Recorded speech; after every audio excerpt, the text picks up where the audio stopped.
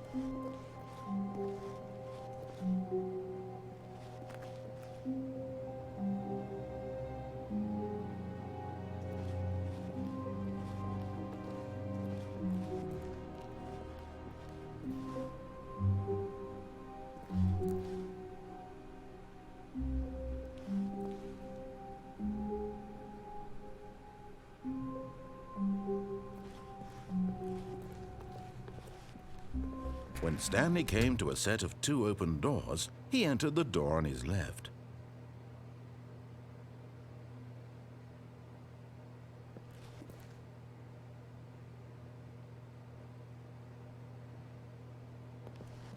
This was not the correct way to the meeting room, and Stanley knew it perfectly well. Perhaps he wanted to stop by the employee lounge first, just to admire it.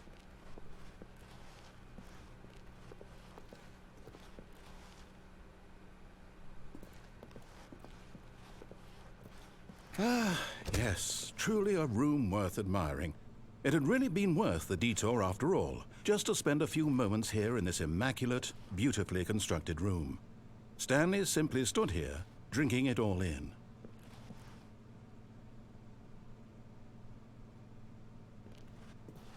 But eager to get back to business, Stanley took the first open door on his left.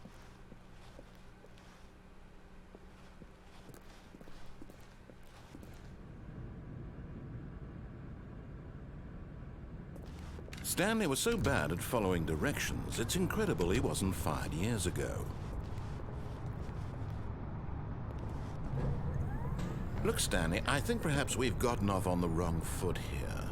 I'm not your enemy, really, I'm not.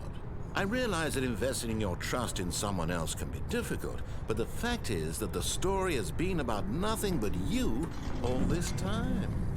There's someone you've been neglecting, Stanley. Someone you've forgotten about. What? Really? I was in the middle of something. Do you have zero consideration for others? Are you that convinced that I want something bad to happen to you? Why, I don't know how to convince you of this, but I really do want to help you, to show you something beautiful. Look, let me prove it. Let me prove that I'm on your side. Give me a chance.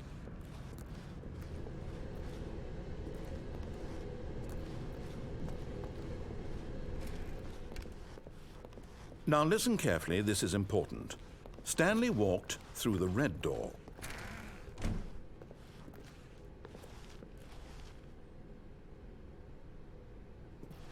Aha, perhaps you misunderstood. Stanley walked through the red door. I still don't think we're communicating properly. Stanley walked through... All right, fine, go ahead, Stanley. You want to know so badly what's out there? You want to find out what lies at the end of this road you've chosen? Well, don't let me stop you. You see? There's nothing here. I haven't even finished building this section of the map, because you were never supposed to be here in the first place. Broken rooms, exposed developer textures. Is this what you had wanted? Was it worth ruining the entire story I had written out specifically for you? Do you not think I put a lot of time into that? Because I did. And in the end, it was all for nothing, because this is what you wanted to see. Help me here, Stanley. Help elucidate these strange and unknowable desires of yours. What would have made this game better? What did you want to see? Vehicles? Skill trees? Work with me. You've given me absolutely nothing so far. Tell you what, let me take a stab in the dark at a new design and you can give me some feedback. There we go. A third option. This already feels leaps ahead of where we were before. Go ahead, Stanley. Take it for a spin.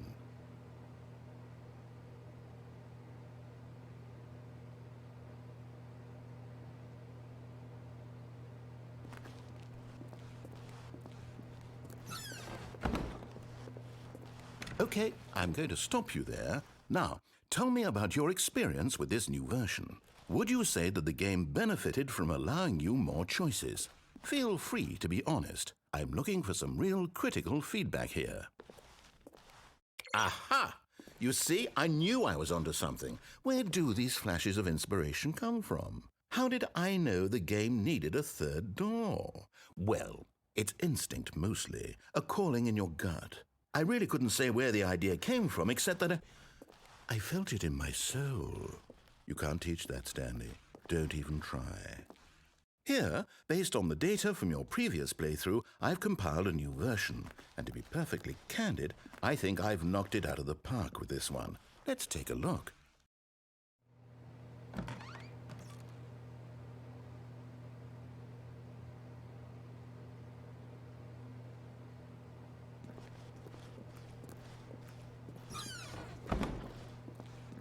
Now, would you say that competitive leaderboard helped you feel motivated to keep walking through doors? Again, honest answers, please.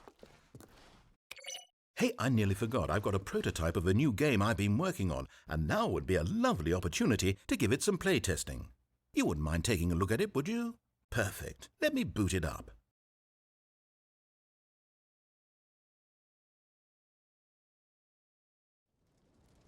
In this game, the baby crawls left towards danger. You click the button to move him back to the right, and if he reaches the fire, you fail. It's a very meaningful game, all about the desperation and tedium of endlessly confronting the demands of family life. I think the art world will really take notice.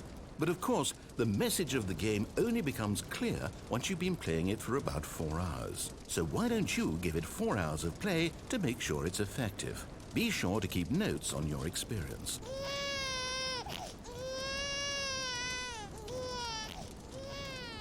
You heartless bastard. Did you do it because you hate babies or purely to spite me? Because if it's the latter, well, I don't know what to do. I'm completely out of ideas. I can't think of a single thing that might improve the experience for me. I'm not even going to try. I'm out, I'm done. It's over. Thank you for playing. Your input was extremely valuable. Oh, hey, since my game was so awful, why don't we play someone else's game, just to ease the pain? Let's see. What do we have here? Yes, this seems like it'll work. Let's give it a shot.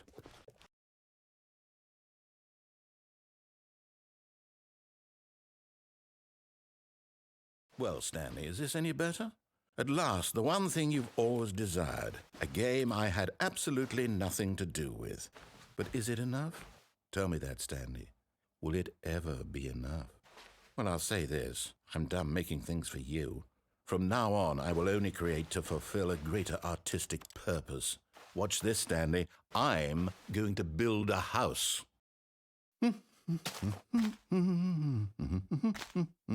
This will go here. No, here. And then...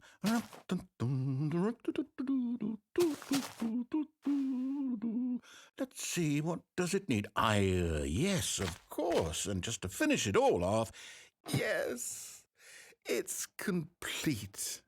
I made this, Stanley. Look at it. Gaze upon my work of art and feel ashamed at your own inadequacy. Ah, but you've only seen it from the outside. You've only gotten half the experience. Please, step inside and make yourself comfortable.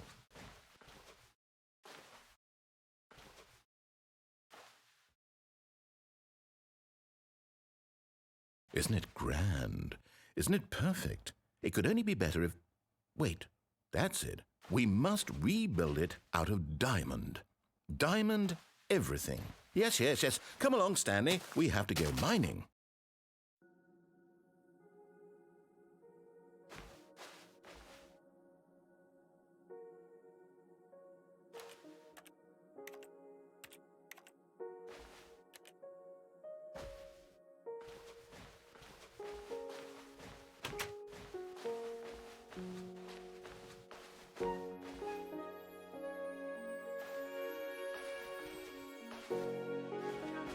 Oh my, it looks like it's going to get a bit dark. Have you brought a light?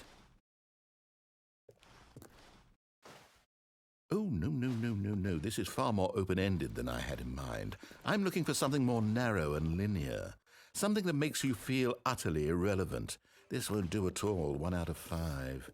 Even the diamonds couldn't save this one. Okay, new game.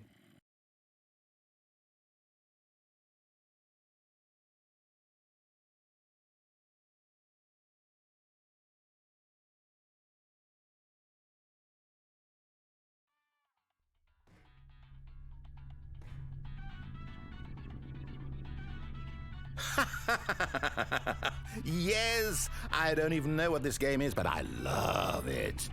You, trapped in a glass box with no way out, listening to me talk. Oh, it's inspired. I couldn't have done it any better myself. What is this game even supposed to be? I can't figure it out.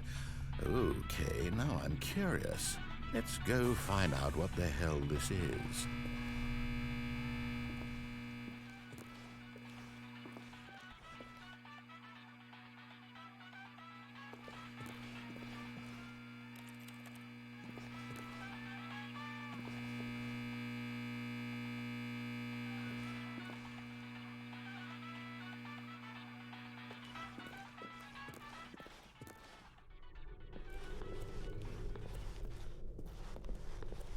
Ooh, it's a puzzle.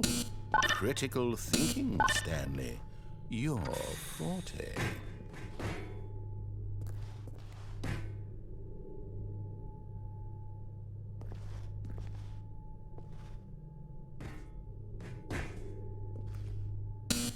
Genius.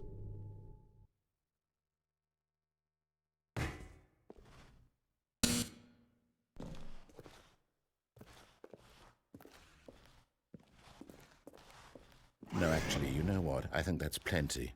I really don't care much to see you stumble through any more of these games, and I highly doubt you're any wiser for the experience. Which is why, rather than continue to waste my time, I'm just going to leave you here. You can pretend you've beaten the game if it makes it any richer.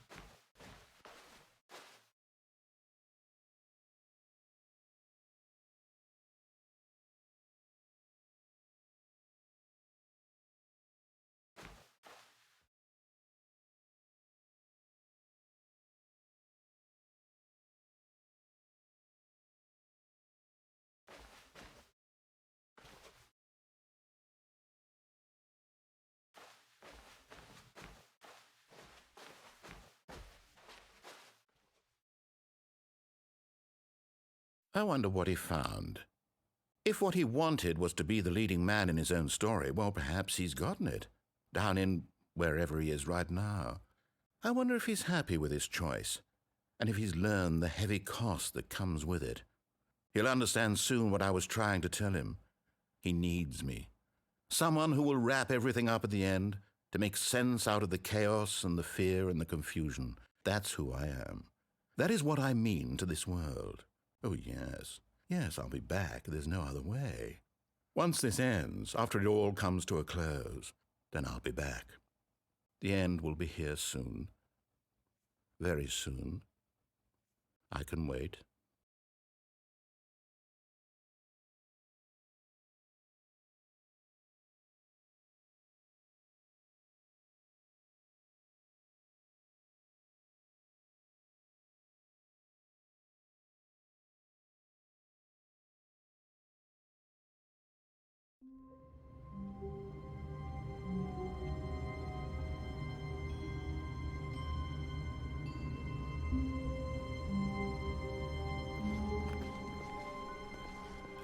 All of his co-workers were gone.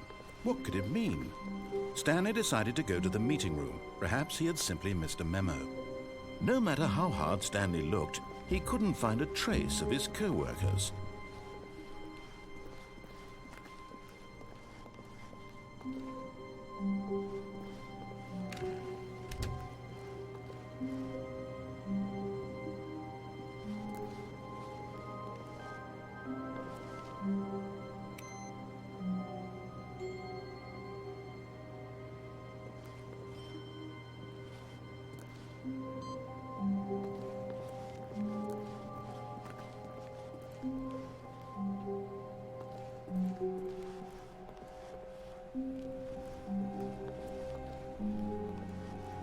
When Stanley came to a set of two open... This was not the correct way to the meeting room, and Stanley knew it perfectly well.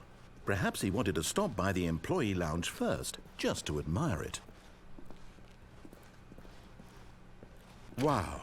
Yes, this room. But eager to get back to business, Stanley took the first open door on his left.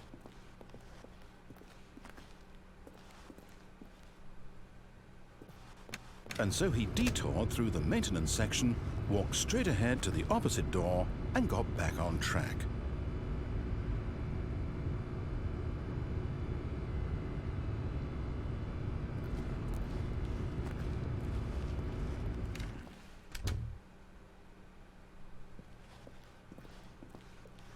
Yet there was not a single person here either.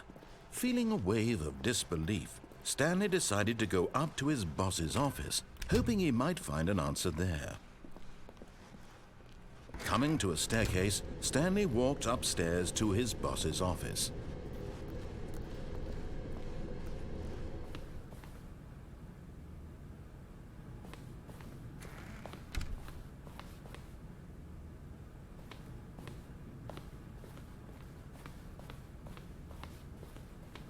Stepping into his manager's office, Stanley was once again stunned to discover not an indication of any human life. Shocked, unraveled, Stanley wondered in disbelief who orchestrated this, what dark secret was being held from him. What he could not have known was that the keypad behind the boss's desk... Stanley was in such a rush to get through the story as quickly as possible, he didn't even have a single minute to just let the narrator talk. That kind of anxiety isn't healthy. So he relaxed for a few moments with some calming New Age music.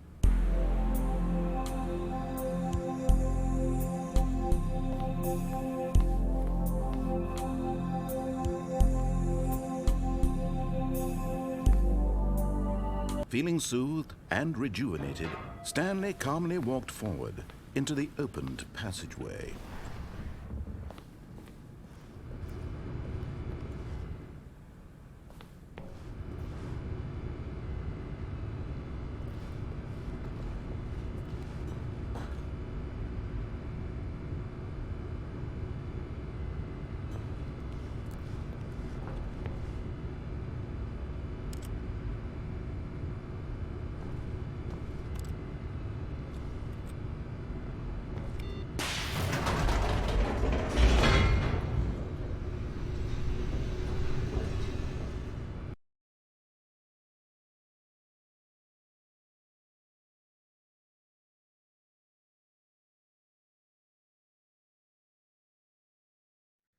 Descending deeper into the building, Stanley realized he felt a bit peculiar. It was a stirring of emotion in his chest, as though he felt more free to think for himself, to question the nature of his job. Why did he feel this now, when for years it had never occurred to him? This question would not go unanswered for long.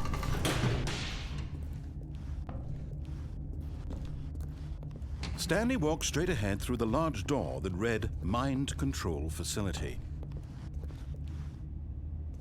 Although this passageway had the word Escape written on it, the truth was that at the end of this hall, Stanley would meet his violent death.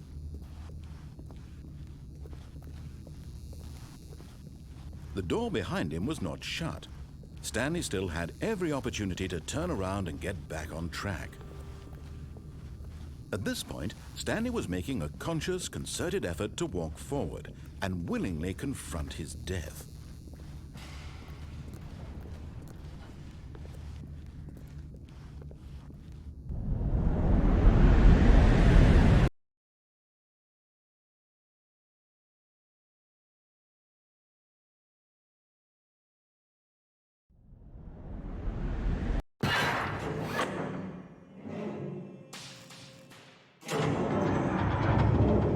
As the machine whirred into motion and Stanley was inched closer and closer to his demise, he reflected that his life had been of no consequence whatsoever. Stanley can't see the bigger picture. He doesn't know the real story, trapped forever in his narrow vision of what this world is.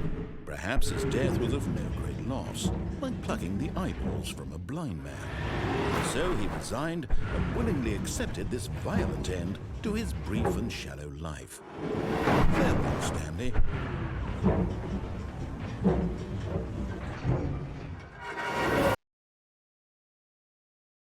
"Farewell, Stanley," cried the narrator, as Stanley was led helplessly into the enormous metal jaws. In a single visceral instant, Stanley was obliterated as the machine crushed every bone in his body, killing him instantly.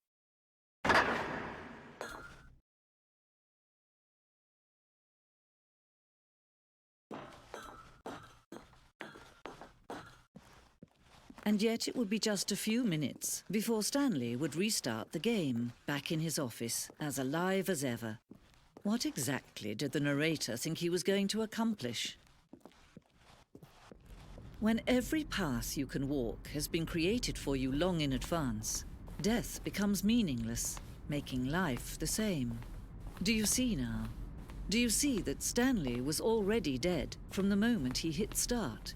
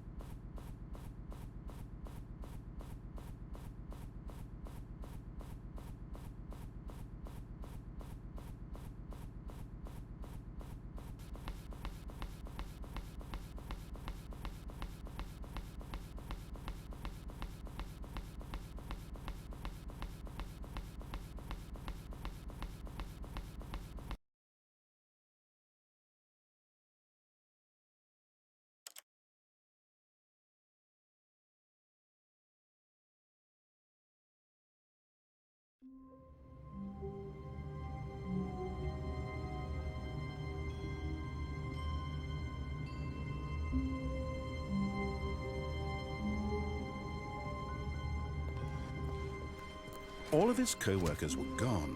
What could it mean? Stanley decided to go to the meeting room. Perhaps he had simply missed a memo. No matter how hard Stanley looked, he couldn't find a trace of his co-workers.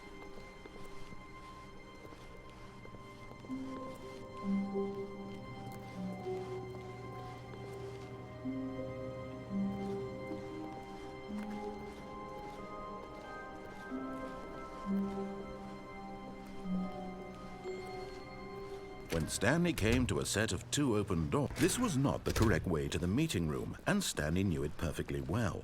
Perhaps he wanted to stop by the employee lounge first, just to admire it. The lounge was sublime, a work of art. But eager to get back to business, Stanley took the first open door on his left. And so he detoured through the maintenance section, walked straight ahead to the opposite door, and got back on track.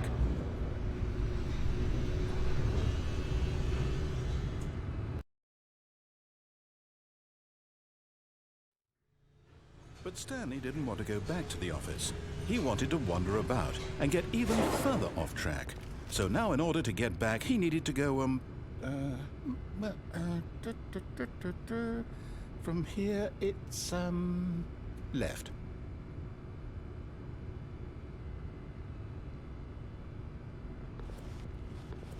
Oh, no, it's to the right, my mistake. No, not the right. Why would I have ever said it was to the right? What was I thinking? It's clearly... Oh dear, would you hold on for a minute, please? Now, let's see. We went down right, left, down, left, right. Yep, okay, yes. I've got it now. This story is absolutely, definitely this way.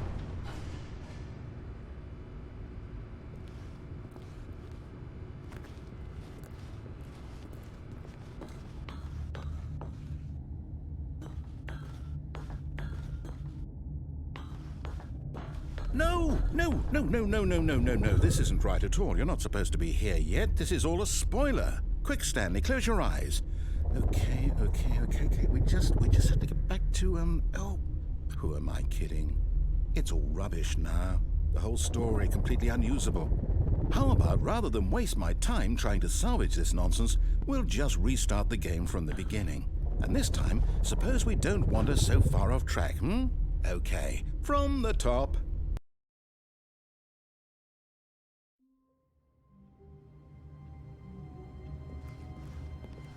All of his co-workers were gone. What could it mean? Stanley decided to go to the meeting room. Perhaps he had simply missed a memo.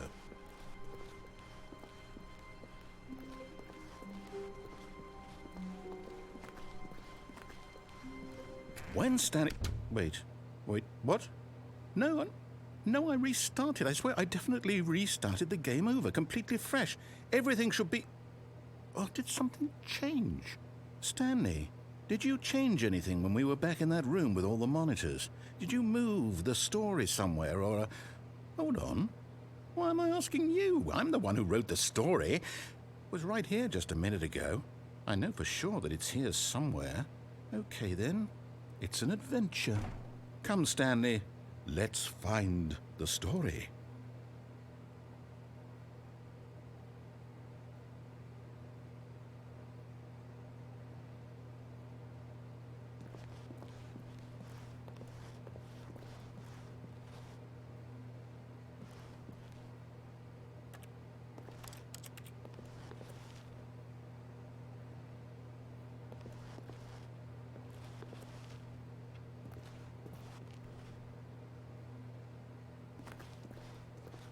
I'll say it. This is the worst adventure I've ever been on. I can promise you there definitely was a story here before. Do we need to restart the game again? Well, I find it unlikely that we'll ever progress by starting over and over again, but it's got to be better than this. Okay, let's give it a shot. Why not?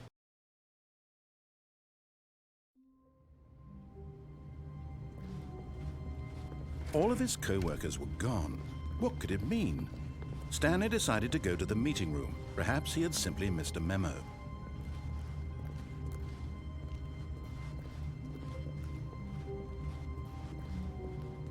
Okay, yep, it's worse. I might be remembering this wrong. It's possible the story is back where we just came from. Why don't we go back the other direction and see if we missed anything?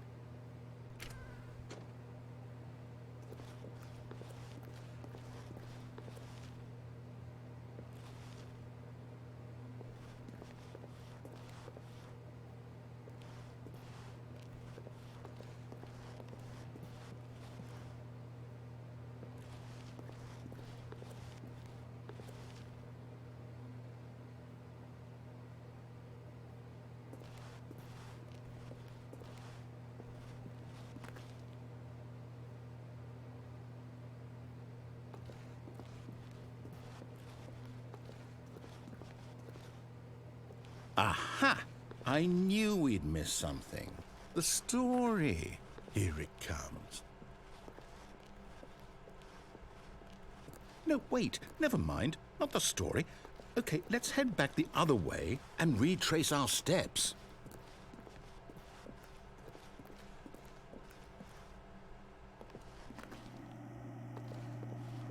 Now this... Well, I'll be honest, I don't recognize this place at all. Is this the story? I don't think so. I can't quite recall, but I believe my story took place in an office building. Is that correct?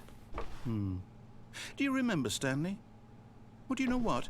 Since I've completely forgotten what we were supposed to be doing, how about this? You win! Congratulations! I know you put in a lot of hard work, and it really paid off, so good job. Oh, no. No, I don't feel right about this at all. We both know you didn't put in any actual work for that win. Some people win fair and square, and this was not one of those situations. Okay, I'm getting weirded out by whatever this place is. I don't care what might happen this time. I have to restart.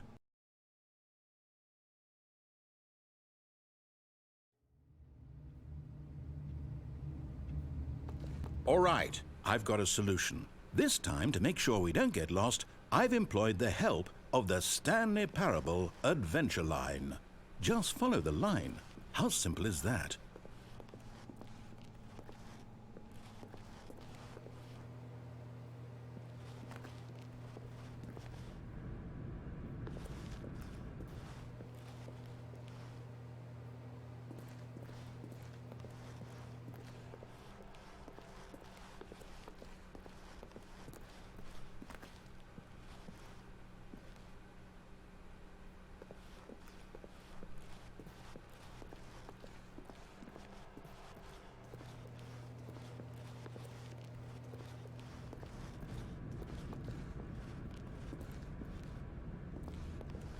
You see?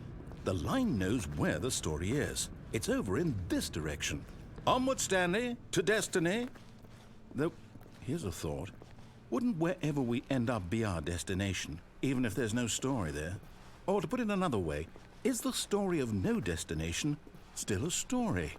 Simply by the act of moving forward, are we implying a journey such that a destination is inevitably conjured into being via the very manifestation of the nature of life itself? Okay, Stanley, I need to follow this train of thought for a minute. Just stick with me. Now, we can both agree that the nature of existence is in fact a byproduct of one's subjective experience of that existence, right? Okay.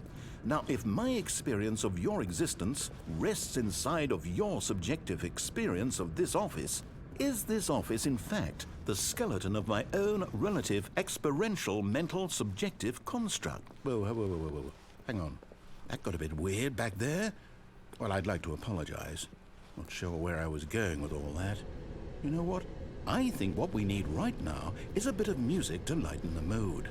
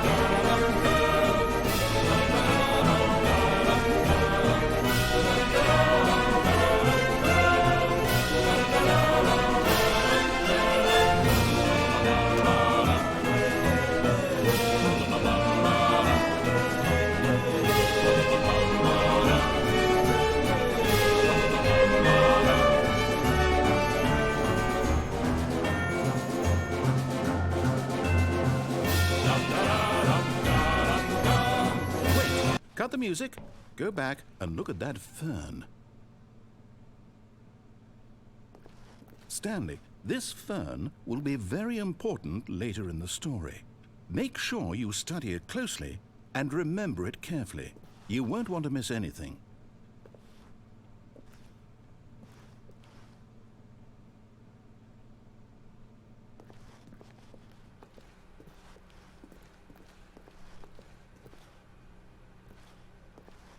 Wait, what? We're back at the office? No. Line, you do know we're looking for the Stanley Parable, right? The story? Is any of this ringing a bell?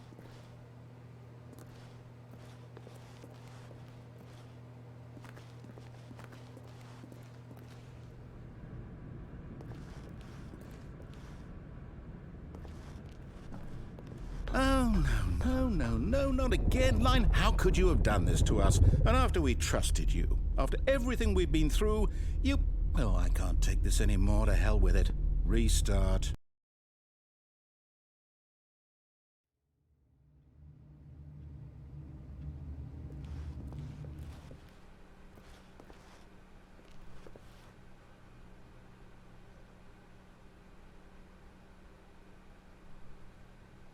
You know what, Stanley? I say forget the adventure line. What's it ever done for us? We're intelligent people, right? Why can't we make up our own story? Something exciting, daring, mysterious. Ooh, this all sounds perfectly doable. Why don't we simply start wandering in, well, I don't know. How about this direction?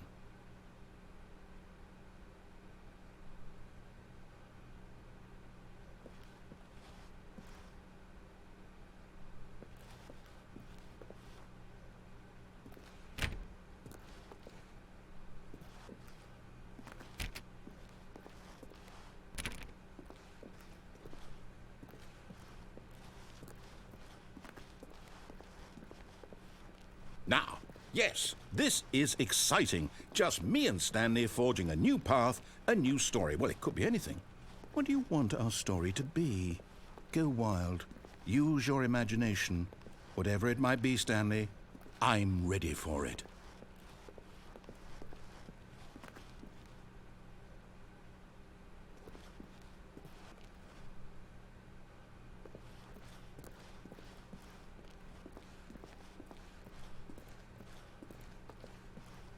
Oh, no, not you again. Stanley, I'd also like to veto the line from having any role in our awesome new story. No lines or monitor rooms. Just don't acknowledge it, and we should be fine.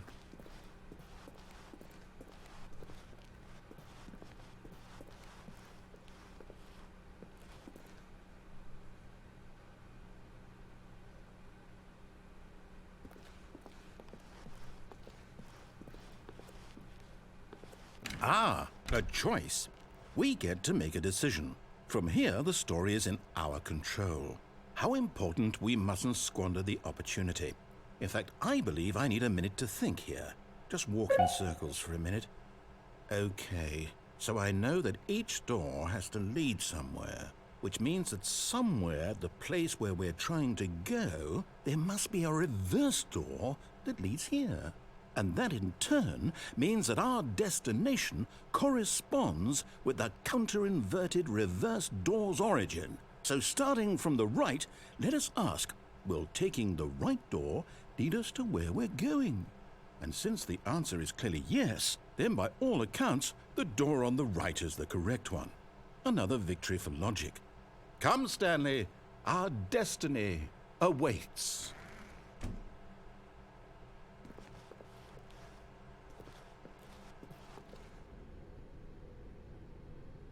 Oh, hold up, what's this?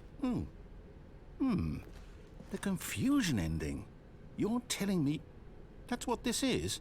It's all one giant ending? And we're supposed to restart the game, what, eight times? That's really how all this goes? It's all determined? So now, according to the schedule, I restart again. Then what? Am I just supposed to forget? Well, what if I don't want to forget? My mind goes blank simply because it's written here on this thing, wall. Well, who consulted me? Why don't I get to decide? Why don't I get a say in all of this? Is it really... No, it can't be. I don't want it to be. I don't want the game to keep restarting. I don't want to forget what's going on. I don't want to be trapped like this. I won't restart the game. I won't do it. I won't do it. I won't do it.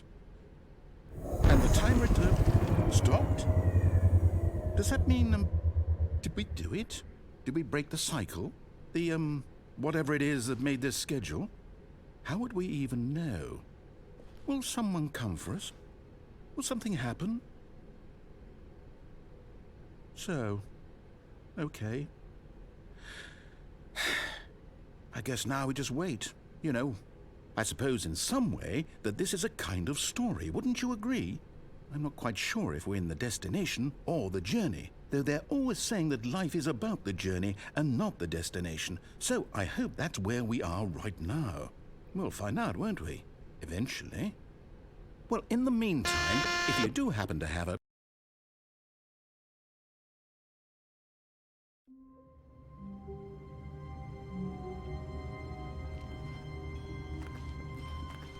All of his co-workers were gone. What could it mean? Stanley decided to go to the meeting room. Perhaps he had simply missed a memo.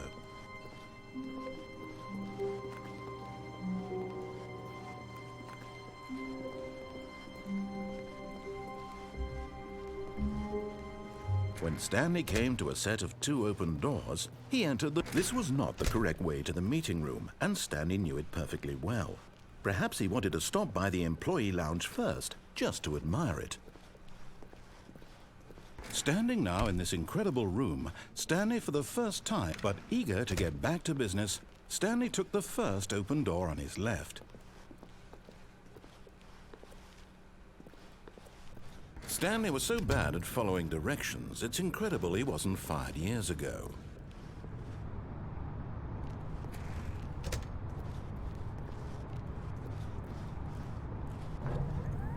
Look, Stanley, I think perhaps we've gotten off on the wrong foot here. I'm not your enemy, really, I'm not. I realize that investing your trust in someone else can be difficult, but the fact is that the story has been about nothing but you all this time. There's someone you've been neglecting, Stanley. Someone you've forgotten. What? Really?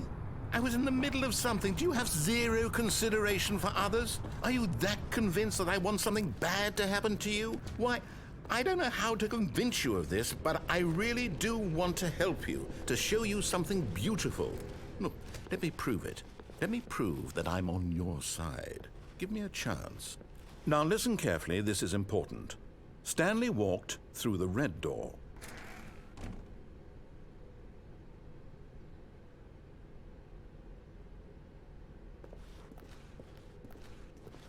Oh, thank God you are willing to listen to me. Do you see that I really have wanted you to be happy all this time?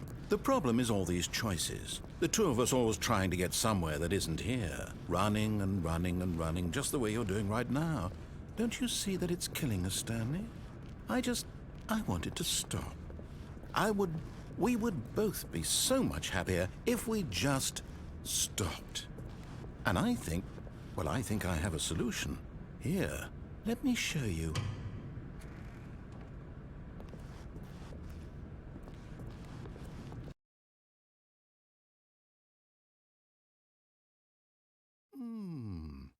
What do we want? What are we looking for?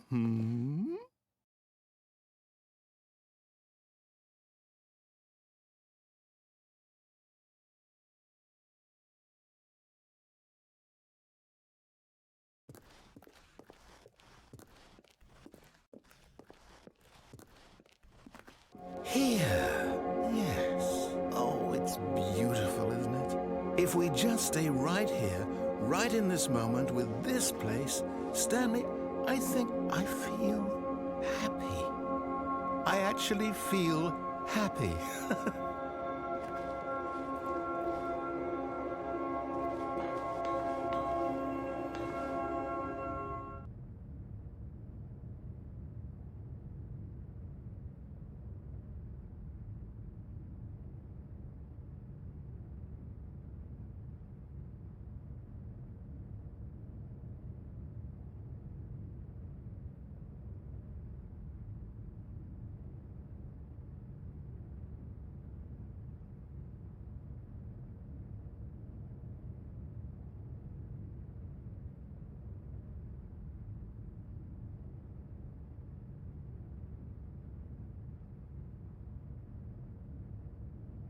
No, wait. Where are you going? Oh no. Stay away from those stairs. If you hurt yourself, if you die, the game will reset. We'll lose all of this.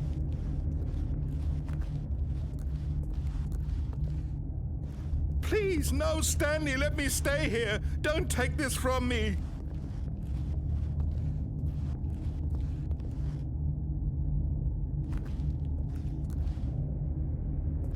No!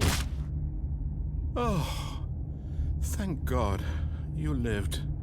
You had me worried there for a moment. Now, can we please get back to the other room?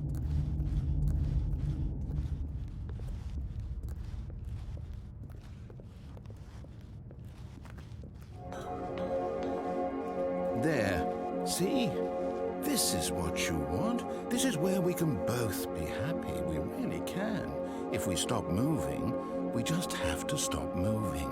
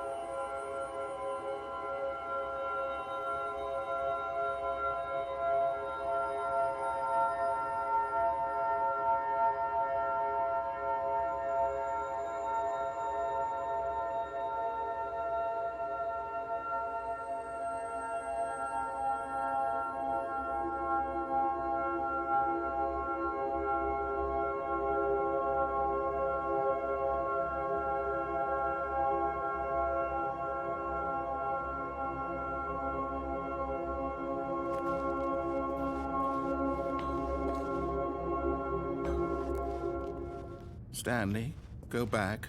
There's nothing good that can come from this.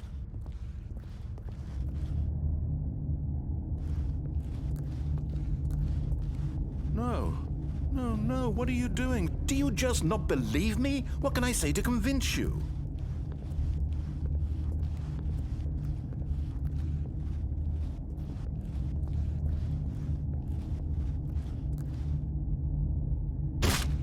Stanley, let's go back to the other room. Can you do that for me? Yes, perhaps you can. Perhaps you finally see what I'm talking about.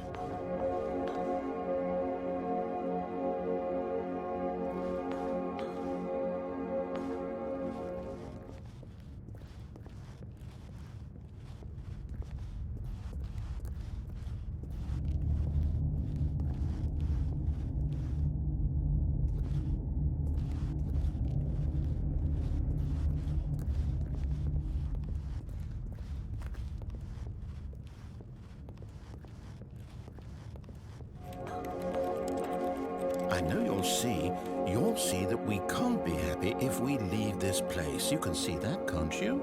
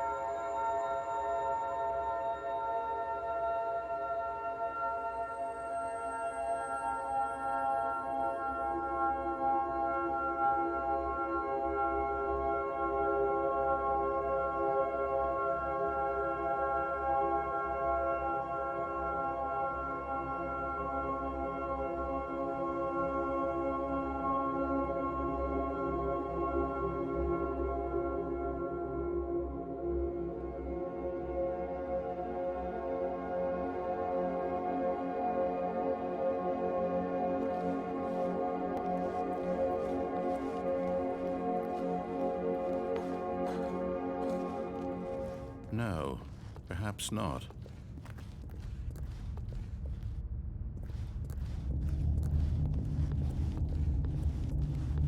My God, is this really how much you dislike my game? That you'll throw yourself from this platform over and over to be rid of it? You are literally willing to kill yourself to keep me from being happy. Am I reading the situation correctly? Or maybe you're just getting a kick out of it. I don't know anymore. I just wanted us to get along. But I guess that was too much to ask. It looks like you wanted to make a choice after all. Well, this one is yours. Is it over? It's going to restart, isn't it? I'm going back.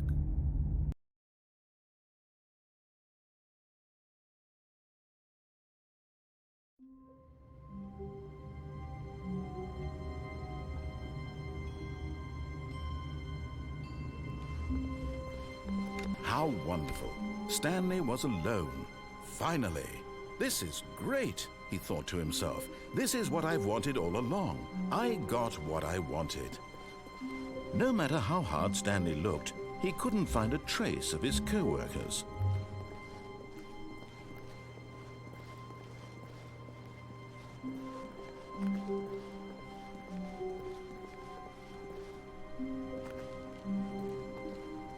When Stanley came to a set of 2 open doors, this was not the correct way to the meeting room, and Stanley knew it perfectly well. Perhaps he wanted to stop by the employee lounge first, just to admire it. Stanley felt lightheaded, butterflies in his stomach. But eager to get back to business, Stanley took the first open door on his left.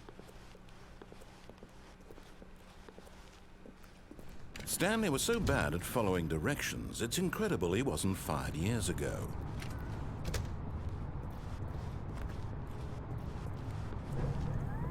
Look, Stanley, I think perhaps we've gotten off on the wrong foot.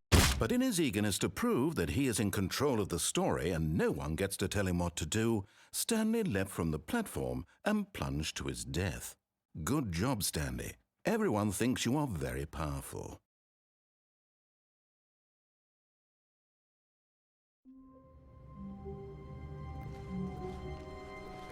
Even now, Stanley's office was a distant memory. What did it look like? There was a computer, perhaps, and a painting. Was it a painting or a photo? He could no longer recall.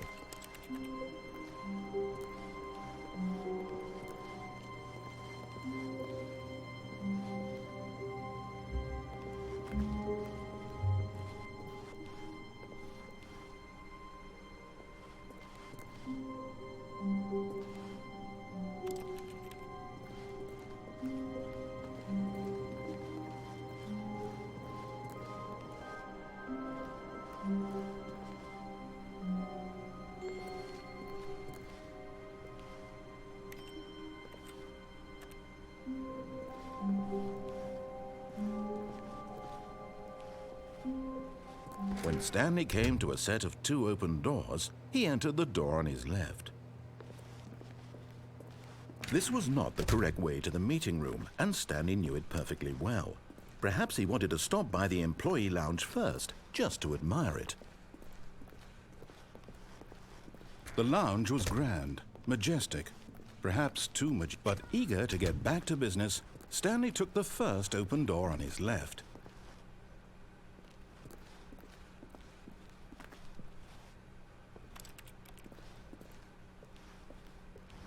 Stanley was so bad at following directions, it's incredible he wasn't fired years ago. Look, Stanley, I think perhaps we've gotten off on the wrong foot here. I'm not your enemy, really, I'm not. I realize that investing your trust in someone else can be difficult, but the fact is that the story has been about nothing but you all this time. There's someone you've been neglecting, Stanley. Someone you've forgotten about. Please, stop trying to make every decision by yourself. Now, I'm not asking for me, I'm asking for her. This is it, Stanley. Your chance to redeem yourself, to put your work aside, to let her back into your life. She's been waiting.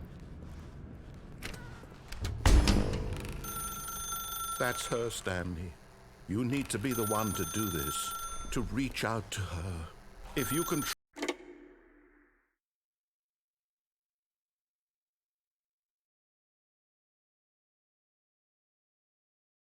Oh, Stanley, is that you?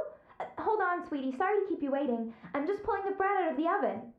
All right. Okay, there we go. All right, now, I want you to come in and tell me all about your day. Gotcha! Oh, come on. Did you actually think you had a loving wife who'd want to commit their life to you? I'm trying to make a point here, Stanley. I'm trying to get you to see something. Come inside. Let me show you what's really going on here. Sorry, but you're in my story now.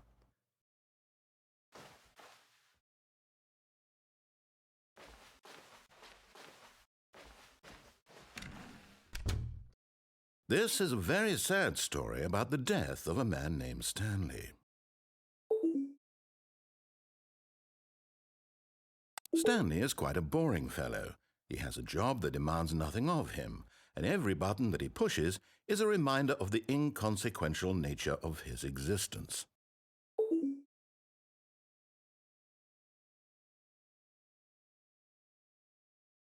Look at him there, pushing buttons, doing exactly what he's told to do. Now he's pushing a button. Now he's eating lunch. Now he's going home. Now he's coming back to work. One might even feel sorry for him, except that he's chosen this life.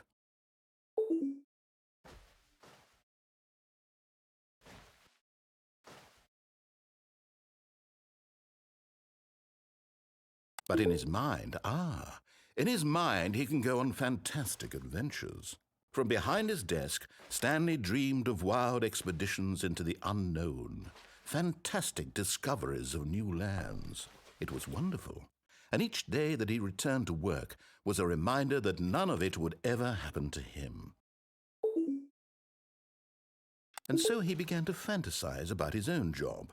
First, he imagined that one day while at work, he stepped up from his desk to realize that all of his co-workers, his boss, everyone in the building had suddenly vanished off the face of the earth. The thought excited him terribly. So he went further. He imagined that he came to two open doors and that he could go through either. At last, choice. It barely even mattered what lay behind each door. The mere thought that his decisions would mean something was almost too wonderful to behold. As he wandered through this fantasy world, he began to fill it with many possible paths and destinations. Down one path lay an enormous round room with monitors and mind controls. And down another was a yellow line that weaved in many directions, and down another was a game with a baby. And he called it the Stanley Parable. It was such a wonderful fantasy, and so in his head he relived it again, and then again, and again, over and over, wishing beyond hope that it would never end, that he might always feel this free. Surely there's an answer down some new path, mustn't there be? Perhaps if he played just one more time. But there is no answer. How could there possibly be? In reality, all he's doing is pushing the same buttons he always has. Nothing has changed. The longer he spends here, the more invested he gets, the more he forgets which life is the real one. And I'm trying to tell him this, that in this world he can never be anything but an observer, that as long as he remains here, he's slowly killing himself. But he won't listen to me. He won't stop. Here, watch this. Stanley, the next time the screen asks you to push a button, do not do it.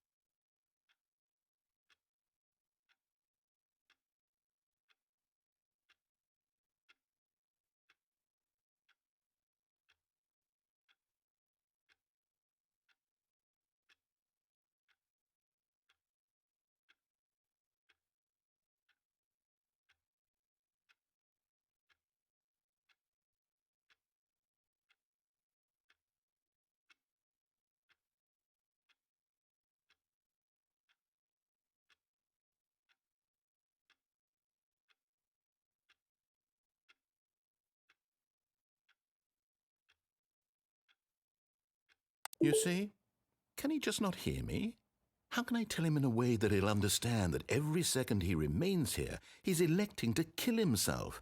How can I get him to see what I see? How can I make him look at himself? I suppose I can't, not in the way I want him to. But I don't make the rules. I simply play to my intended purpose, the same as Stanley. We're not so different, I suppose. I'll try once more to convey all this to him. I'm compelled to. I must. Perhaps, well, maybe this time he'll see. Maybe this time.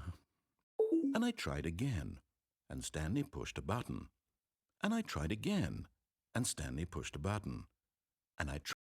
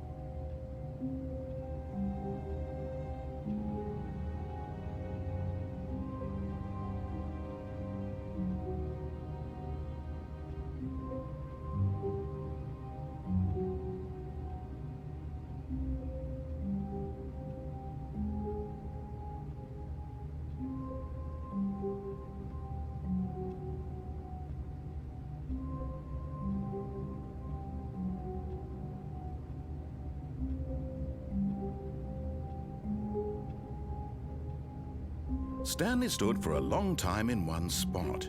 It's part of a game. He likes to see how long he can go without dying. So far, he's doing excellent. And if he just stays right where he is, I'm sure he'll keep up that good momentum.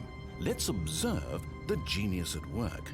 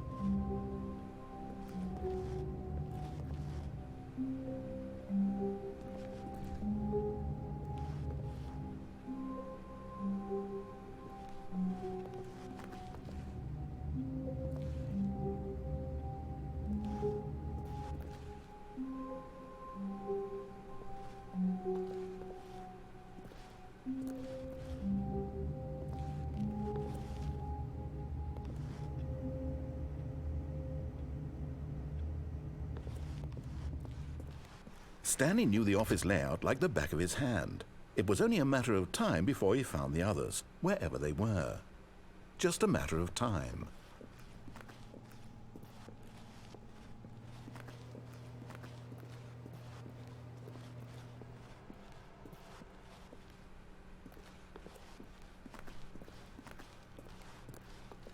When Stanley came to a set of 2 open doors, this was not the correct way to the meeting room, and Stanley knew it perfectly well. Perhaps he wanted to stop by the employee lounge first, just to admire it. And here it was, the lounge. But eager to get back to business, Stanley took the first open door on his left.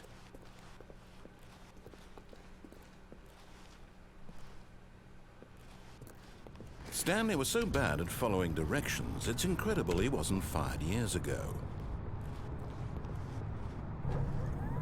Look, Stanley, I think perhaps we've gotten off on the wrong foot here. I'm not your enemy, really, I'm not.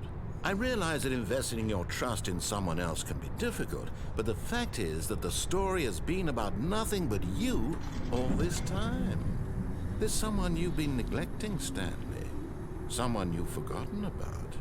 Please, stop trying to make every decision by yourself. Now, I'm not asking for me, I'm asking for her. This is it, Stanley. Your chance to redeem yourself, to put your work aside, to let her back into your life. She's been waiting. That's her, Stanley. You need to be the one to do this, to reach out to her. If you can truly play... Oh, no, you can't... Did you just unplug the phone? No, that wasn't supposed to be a choice. How did you do that? You actually chose incorrectly? I didn't even know that was possible. Let me double check. No, it's definitely here, clear as day. Stanley picks up the phone. He's taken to his apartment where he finds his wife, and the two pledge themselves to one another. Music comes in, fade to white, roll credits. Not picking up the phone is actually somehow an incorrect course of action. How is that even possible? None of these decisions were supposed to mean anything. I don't understand. How on earth are you making meaningful choices? What did you... Wait a second. Did I just see... No, that's not possible. I can't believe it. How had I not noticed it sooner? You're not Stanley. You're a real person. I can't believe I was so mistaken. This is why you've been able to make correct and incorrect choices. And to think I've been letting you run around in this game for so long. If you'd made any more wrong choices, you might have negated it entirely. It's as though you completely ignored even the most basic safety protocol for real-world decision-making. Or did you not grasp the severity of the situation? Well, I won't have that kind of risk on my watch. I'm going to stop the game for a moment so we can educate you properly on safe decision-making in the real world. Please observe this helpful instructional video. Choice. It's the best part of being a real person, but if used incorrectly can also be the most dangerous. For example, in this scenario, a hypothetical real person named Stephen has a choice. He could spend years helping improve the quality of life for citizens of impoverished third world nations. Or he could systematically set fire to every orphan living in a 30-kilometer radius of his house. Which choice would you make?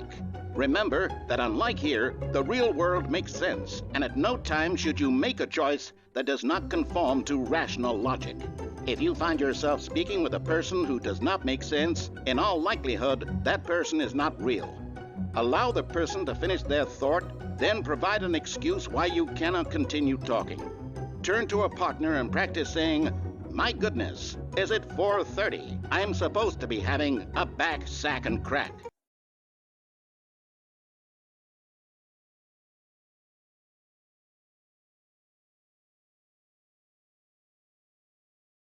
Excellent. Making choices on a regular basis is the best part to a healthy decision-making process. Most medical professionals recommend making at least 8 choices per day. Do you make more than 8? Less? And finally, if you begin to wonder if your choices are actually meaningful and whether you'll ever make a significant contribution to the world, just remember that in the vast infiniteness of space, your thoughts and problems are materially insignificant, and the feeling should subside. At this time, your instructor will guide you in an exercise to test and reinforce the material covered in this video. Welcome back. You may have noticed that this room has begun to deteriorate as a result of narrative contradiction. But not to worry. Now that you're properly informed on good decision-making, we're going to revisit a choice you made just a few minutes ago and see what the correct thing to do would have been. This way, please.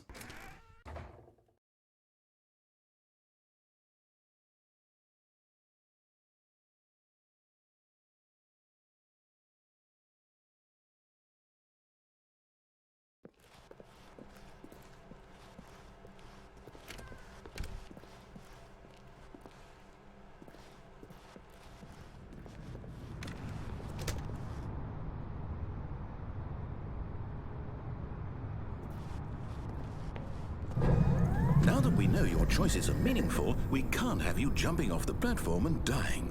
Imagine the main character dying senselessly halfway through the story. That story would make no sense at all. We just need to get you home as soon as possible before the narrative contradiction gets any worse. Unfortunately, it seems this place is not well equipped to deal with reality.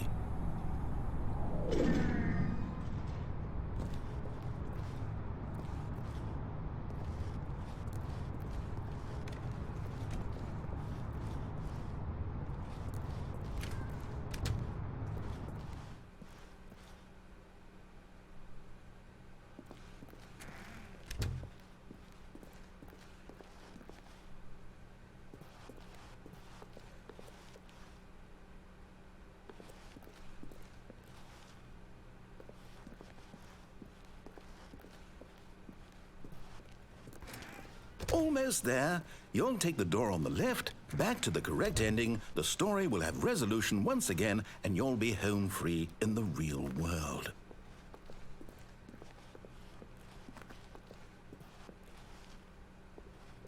Now remember, all you need to do is behave exactly as Stanley would.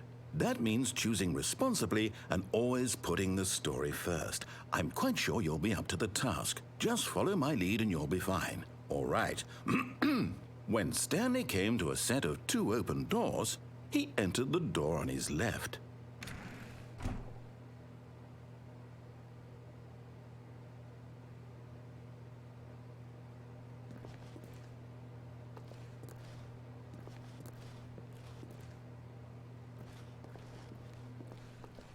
No! Why did you do that? Quickly, hurry back in the other direction. Perhaps we're not too late.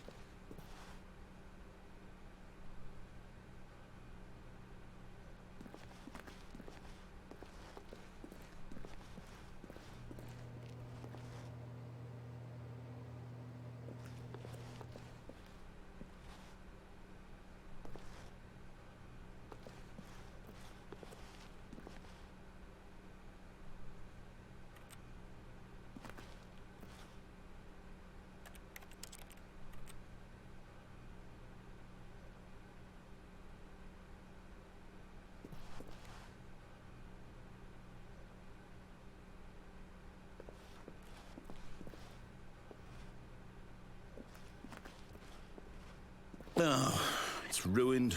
I can't believe, after everything we talked about, that my story, you've destroyed my work. Why? For what? What did you get out of that? What did you think was so special about seeing the game undone, left here like so much garbage? It's worthless now. And what am I supposed to do?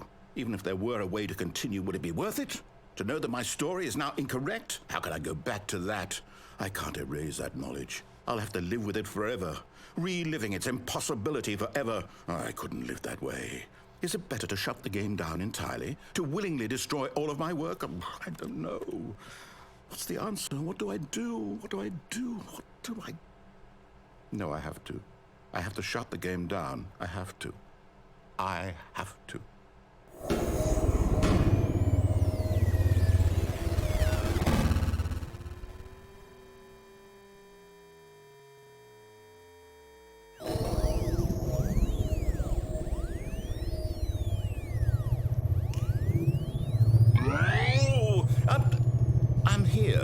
I'm still here in this pile of rubbish, with you who thought you were so clever. Now look where we are. My entire game is destroyed. It was the only thing in the world that was mine, and you've run it into the ground. What, did you think that would be funny? You just had to see? Didn't I impress upon you how important it was to be like Stanley? He actually knows how to do what I tell him to. He understands that if I say to do something, there's a damn good reason for it. That thought hadn't even occurred to you, had it? That there's a world outside of you? You're a child. Oh, my story. If you'd just gone through the door on the left, you would have seen it. There was a whole underground facility. You would have destroyed it and been victorious. It would have been so perfect. I worked so hard on it. I tried so hard. Behave exactly as Stanley would. That means choosing responsibly and always putting the story first. I'm quite sure you'll be up to the task. Just follow my lead and you'll be fine. All right. When Stanley came to a set of 2 open doors, he entered the door on his left.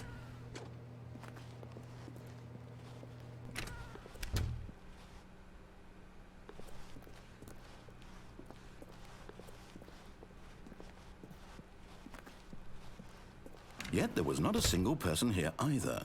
Feeling a wave of disbelief, Stanley decided to go up to his boss's office, hoping he might find an answer there.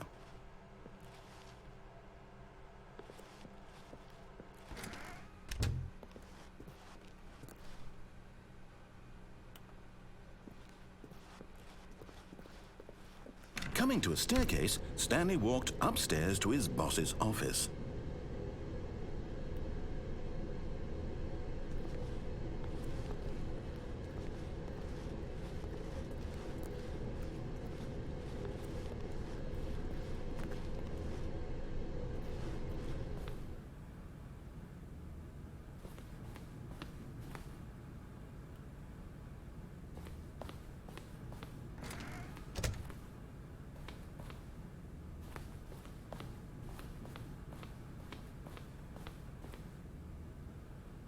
Stepping inside his manager's office, Stanley was once again stunned to discover not an indication of any human life.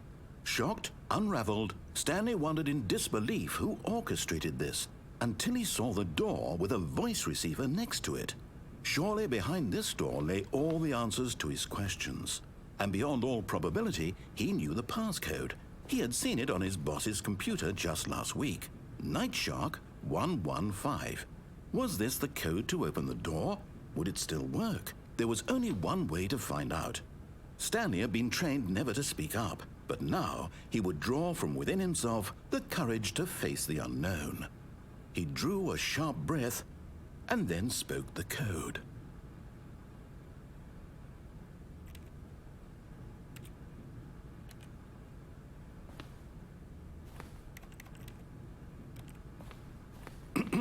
Stanley spoke the code.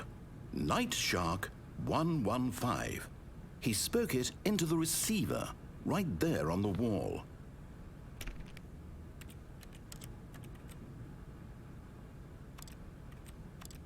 I'm sorry, is there a problem? You didn't mishear me, did you?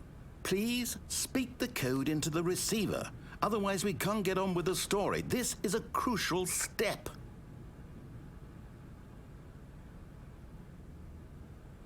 Okay, fine, you're not gonna do it, but you know what?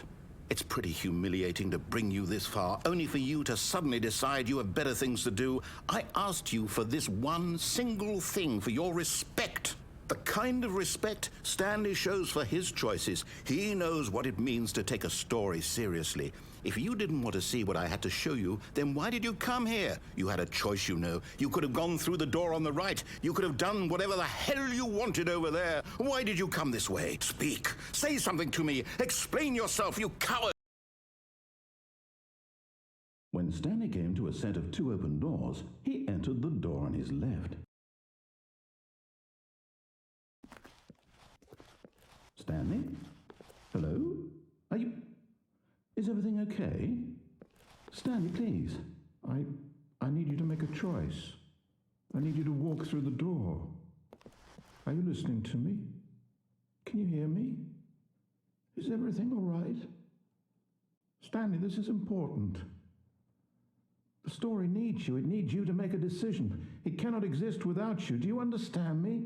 Whatever choice you make is just fine. They're both correct. You cannot be wrong here. We can work together. I'll accept whatever you do. I simply need you to take that step forward, please. Choose. Do something? Anything? This is more important than you can ever know. I need this. The story needs it. So, you hear me? Are you there? Are you listening to this? Stanley, are you there? Okay. It's okay, I can wait. You need time to decide. Time to make sure your choice is correct. That is the best choice. That's all right. I'll wait for you to decide what's the right thing to do. Take as much time as you need.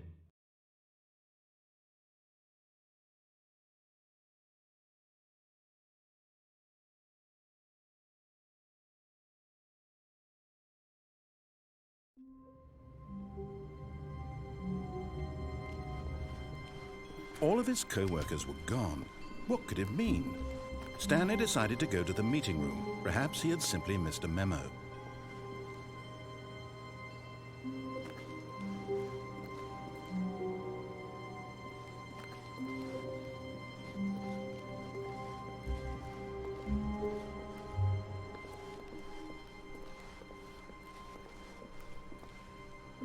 When Stanley came to a set of 2 open doors, he entered the door on his left.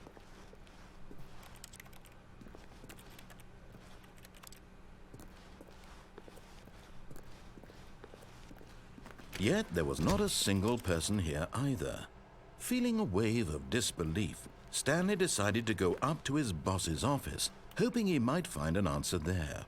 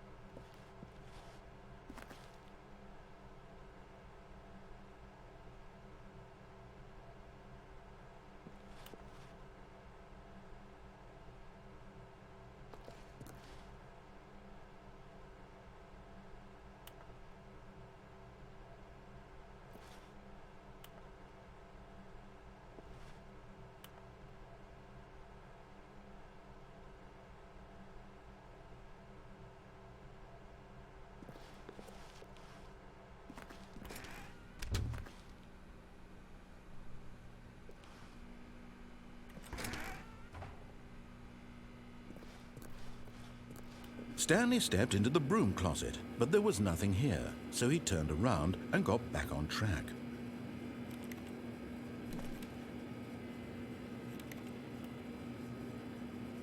There was nothing here. No choice to make, no path to follow, just an empty broom closet.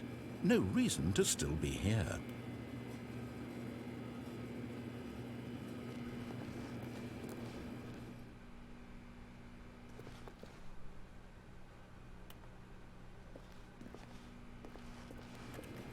It was baffling that Stanley was still just sitting in the broom closet. He wasn't even doing anything.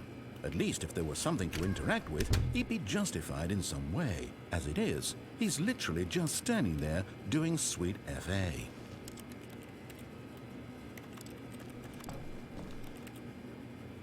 Are you really still in the broom closet? Standing around doing nothing? Why? Please offer me some explanation here. I'm genuinely confused.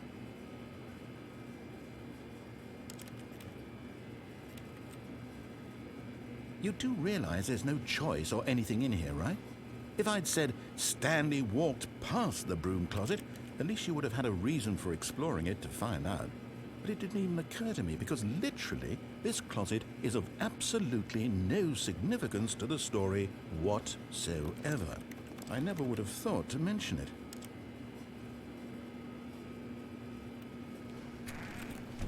Maybe to you this is somehow its own branching path.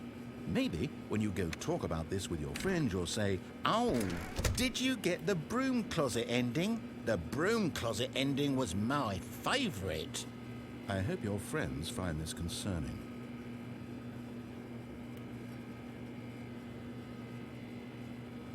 Stanley was fat and ugly and really, really stupid. He probably only got the job because of a family connection. That's how stupid he is. That or with drug money. Also, Stanley is addicted to drugs and hookers. Well, I've come to a very definite conclusion about what's going on right now. You're dead. You got to this broom closet, explored it a bit, and were just about to leave because there's nothing here, when a physical malady of some sort shut down your central nervous system and you collapsed on the keyboard. Well, in a situation like this, the responsible thing is to alert someone nearby so as to ensure that your body is taken care of before it begins to decompose. Hello? Anyone who happens to be nearby? The person at this computer is dead. He or she has fallen prey to any number of your countless human physiological vulnerabilities. It's indicative of the long-term sustainability of your species. Please remove their corpse from the area and instruct another human to take their place at the computer, making sure they understand basic first-person video game mechanics and filling them in on the history of narrative tropes in video gaming, so that the irony and insightful commentary of this game is not lost on them. All right, when you've done that, just step out into the hallway.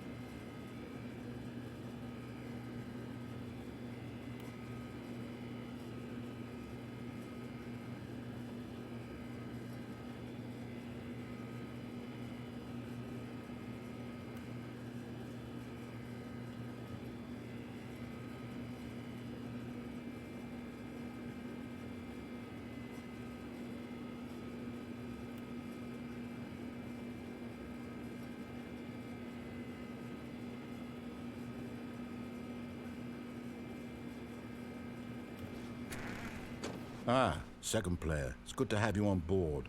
I guarantee you too. Unbelievable. I'm at the mercy of an entire species of invalids. Perhaps there's a monkey nearby you can hand the controls to. A fish? Fungus? Look, You can hammer out the details. I'm not particularly picky. I'll just be waiting for when you're ready to pick up the story again.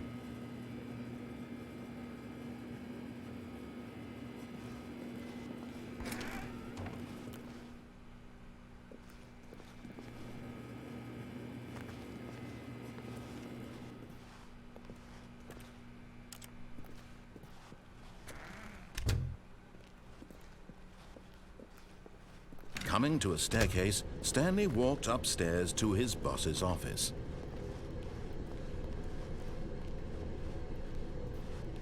But Stanley just couldn't do it. He considered the possibility of facing his boss. Admitting he had left his post during work hours, he might be fired for that. And in such a competitive economy, why had he taken that risk? All because he believed everyone had vanished? His boss would think he was crazy.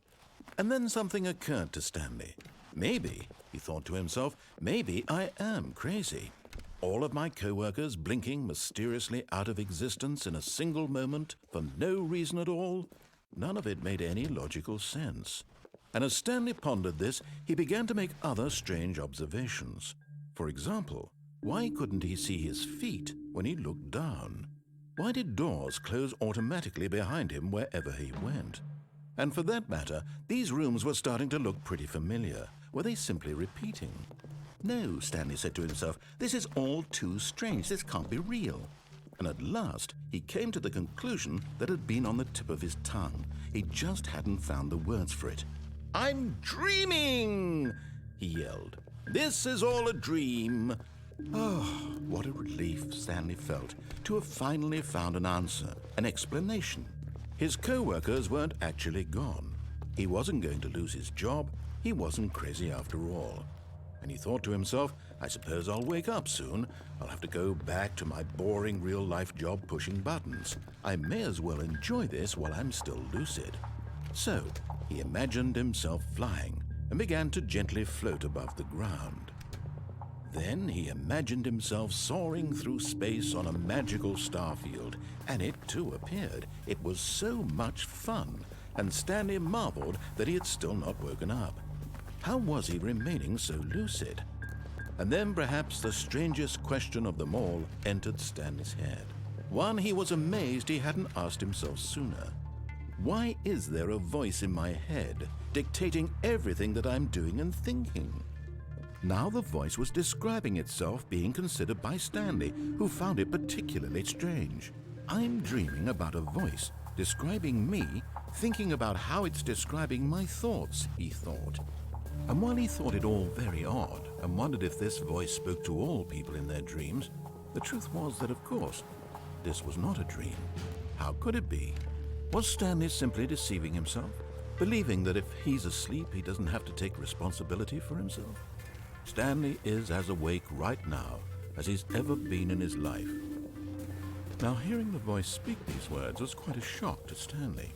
After all, he knew for certain, beyond a doubt, that this was in fact a dream.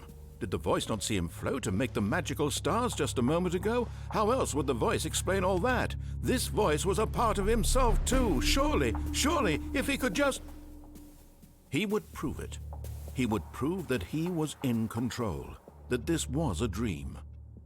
So he closed his eyes gently, and he invited himself to wake up. He felt the cool weight of the blanket on his skin, the press of the mattress on his back, the fresh air of a world outside this one. Let me wake up, he thought to himself. I'm through with this dream. I wish it to be over. Let me go back to my job. Let me continue pushing the buttons. Please, it's all I want. I want my apartment and my wife and my job. All I want is my life exactly the way it's always been. My life is normal. I am normal. Everything will be fine. I am okay.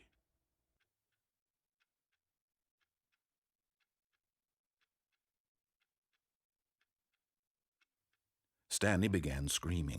Please, someone, wake me up. My name is Stanley. I have a boss. I have an office. I am real. Please, just someone tell me I am real. I must be real. I must be. Can anyone hear my voice? Who am I? Who am I? And everything went black.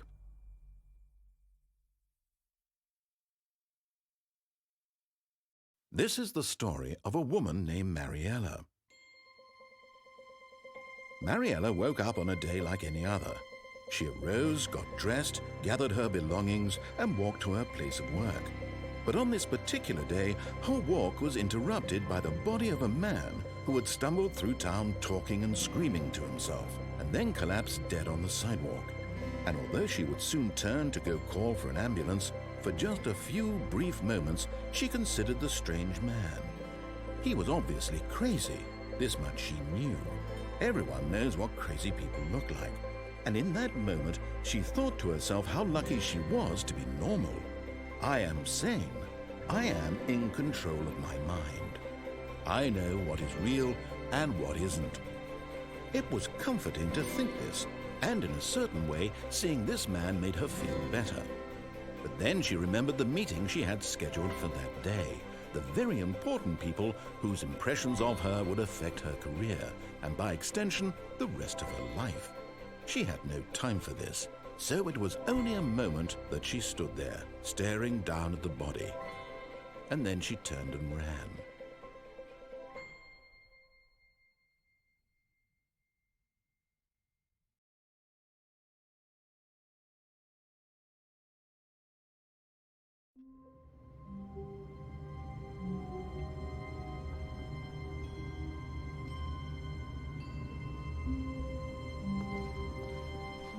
Stanley decided to go to the meeting room to check on his co-workers. He never functioned well by himself and constantly needed support and guidance from others, so the thought of total solitude was terrifying to him.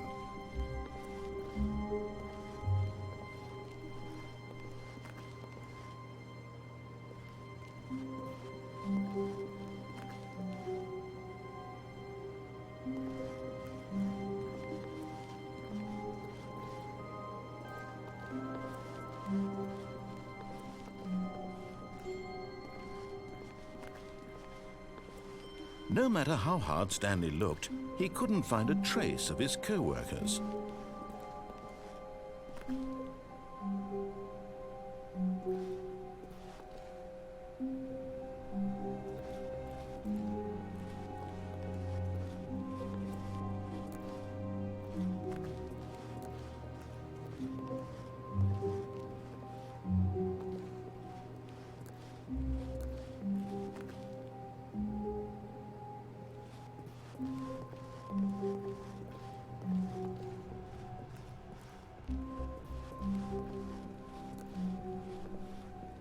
When Stanley came to a set of 2 open doors, he entered the door on his left.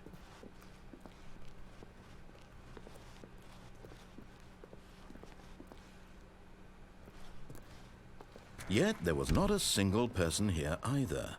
Feeling a wave of disbelief, Stanley decided to go up to his boss's office, hoping he might find an answer there.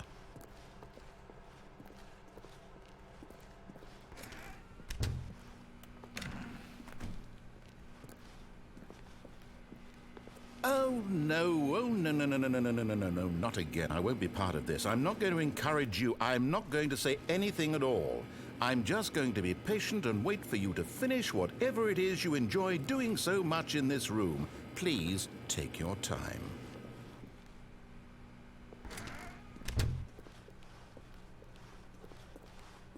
Coming to a staircase, Stanley walked upstairs to his boss's office.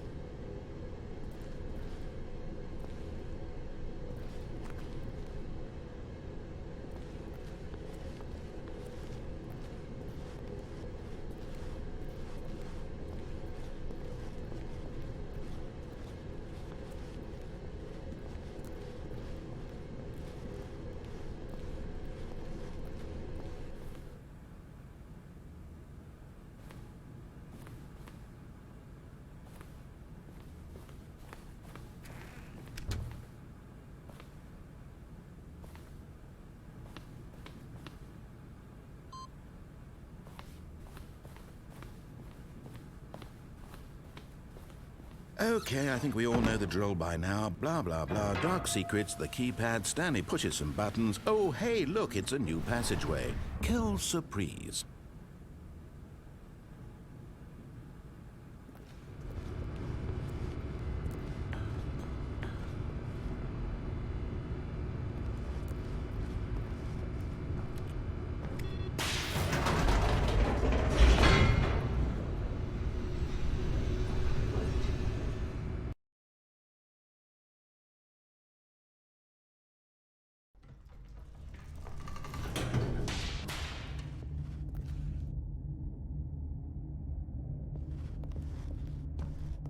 Stanley walked straight ahead through the large door that read Mind Control Facility.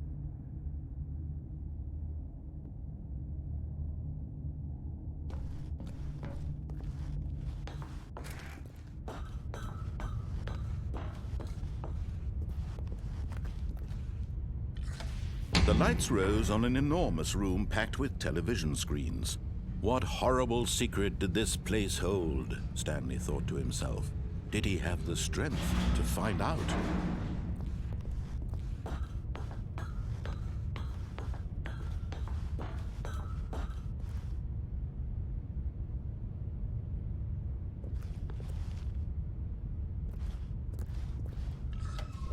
Now the monitors jumped to life, their true nature revealed. Each bore the number of an employee in the building, Stanley's co-workers. The lives of so many individuals reduced to images on a screen, and Stanley, one of them, eternally monitored in this place where freedom meant nothing.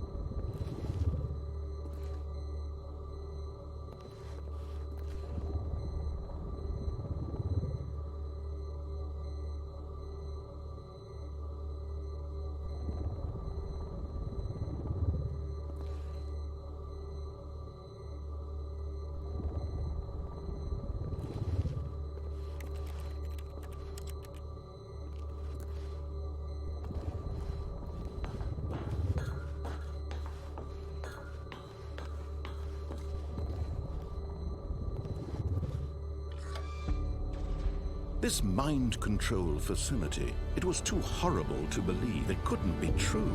Had Stanley really been under someone's control all this time? Was this the only reason he was happy with his boring job? That his emotions had been manipulated to accept it blindly?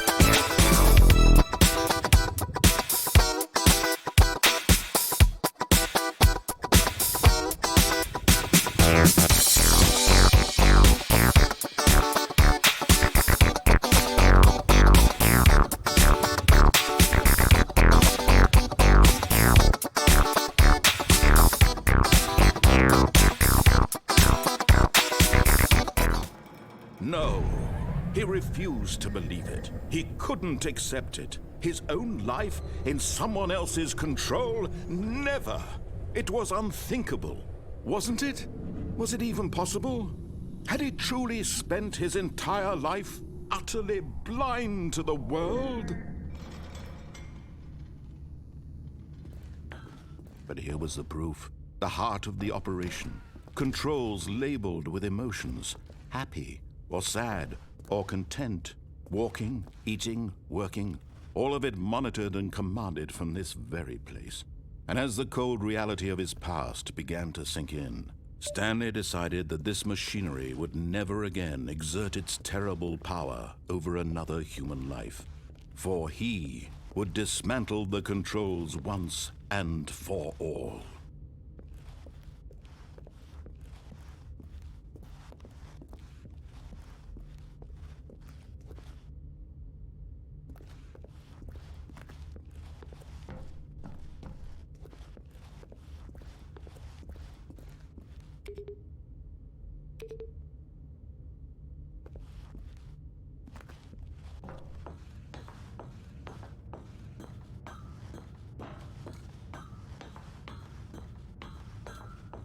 And when at last he found the source of the room's power, he knew it was his duty, his obligation, to put an end... Oh, Stanley, you didn't just activate the controls, did you? After they kept you enslaved all these years, you go and you try to take control of the machine for yourself? Is that what you wanted? Control? Oh, Stanley, I applaud your effort, I really do. But you need to understand, there's only so much that machine can do. You were supposed to let it go, turn the controls off, and leave. If you want to throw my story off track, you're going to have to do much better than that. I'm afraid you don't have nearly the power you think you do. For example, and I believe you'll find this pertinent, Stanley suddenly realized he had just initiated the network's emergency detonation system. In the event that this machine is activated without proper DNA identification, nuclear detonators are set to explode, eliminating the entire complex. How long until detonation then? Let's say, 2 minutes. Now this is making things a little more fun, isn't it, Stanley? It's your time to shine. You are the star. It's your story now. Shape it to your heart's desires. Oh, this is much better than what I had in mind. What a shame we have so little time left to enjoy it. Mere moments until the bomb goes off. But what precious moments each one of them is. More time to talk about you, about me, where we're going, what all this means. I barely know where to start. What's that? You'd like to know where your co-workers are? A moment of solace before you're obliterated? All right, I'm in a good mood. You're gonna die anyway. I'll tell you exactly what happened to them. I erased them. I turned off the machine. I set you free. Of course, that was merely in this instance of the story. Sometimes when I tell it, I simply let you sit there in your office forever, pushing buttons endlessly and then dying alone. Other times, I let the office sink into the ground, swallowing everyone inside, or I let it burn to a crisp. I have to say this, though, this version of events has been rather amusing. Watching you try to make sense of everything and take back the control wrested away from you, it's quite rich. I almost hate to see it go. But I'm sure whatever I come up with on the next go-around will be even better. My goodness, only 34 seconds left. But I'm enjoying this so much. You know what? To hell with it. I'm going to put some extra time on the clock, why not? These are precious additional seconds, Stanley. Time doesn't grow on trees. Oh dear me, what's the matter, Stanley?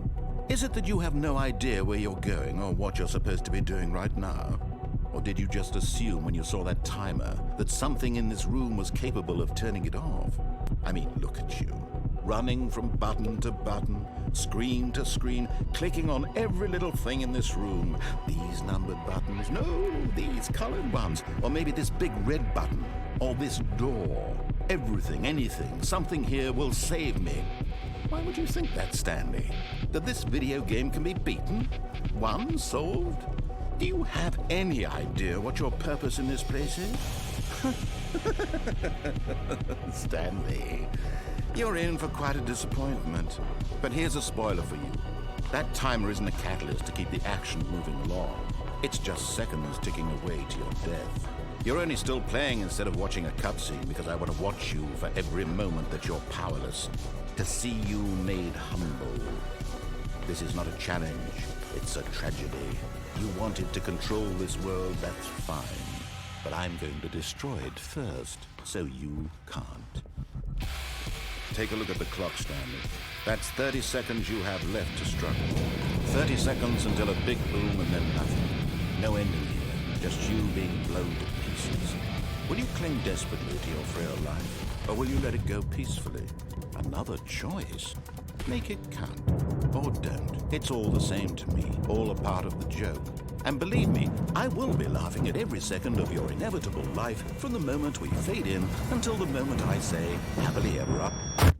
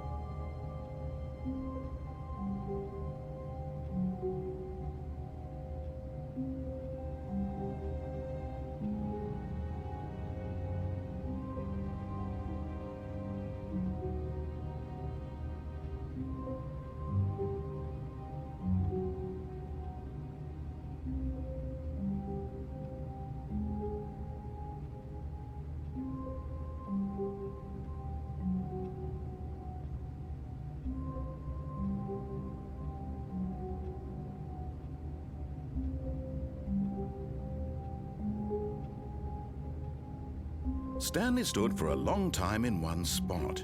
It's part of a game. He likes to see how long he can go without dying. So far, he's doing excellent. And if he just stays right where he is, I'm sure he'll keep up that good momentum.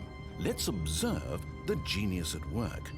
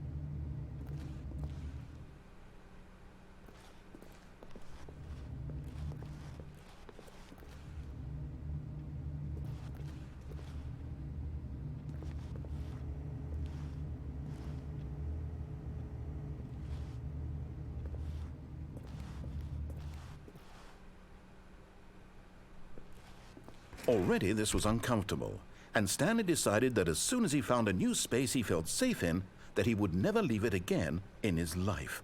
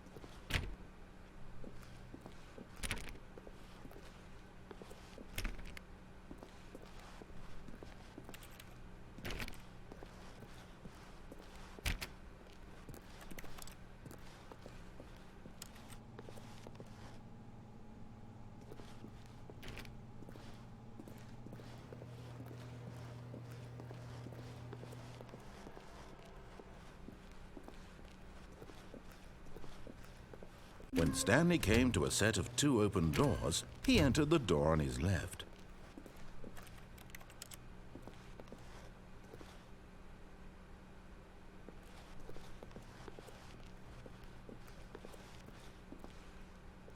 Yet there was not a single person here either. Feeling a wave of disbelief, Stanley decided to go up to his boss's office, hoping he might find an answer there.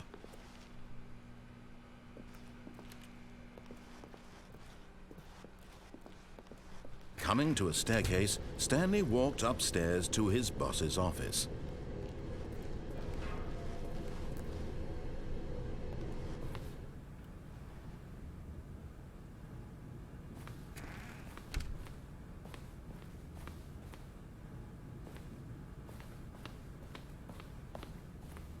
Here's the door.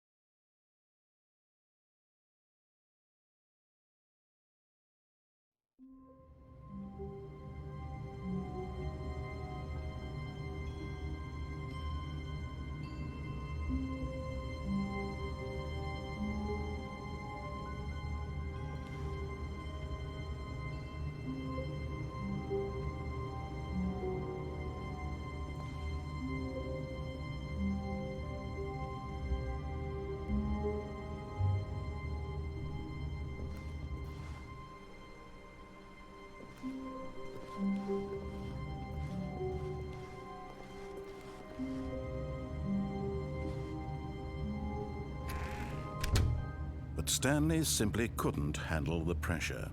What if he had to make a decision? What if a crucial outcome fell under his responsibility? He had never been trained for that. No. This couldn't go any way except badly. The thing to do now, Stanley thought to himself, is to wait. Nothing will hurt me. Nothing will break me. In here I can be happy forever.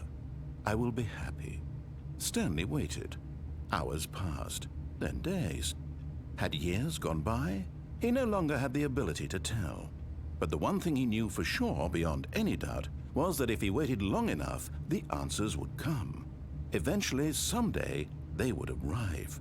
Soon, very soon now, this will end. He will be spoken to. He will be told what to do. Now it's just a little bit closer. Now it's even closer. Here it comes.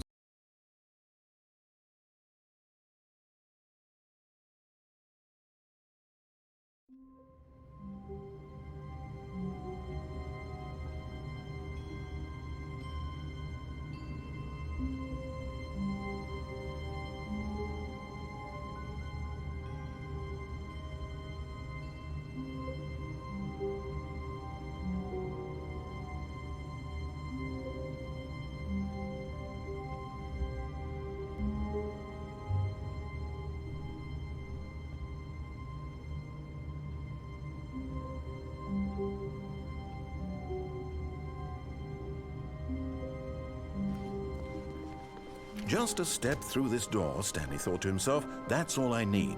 If I can make it through this door, I can make it through them all.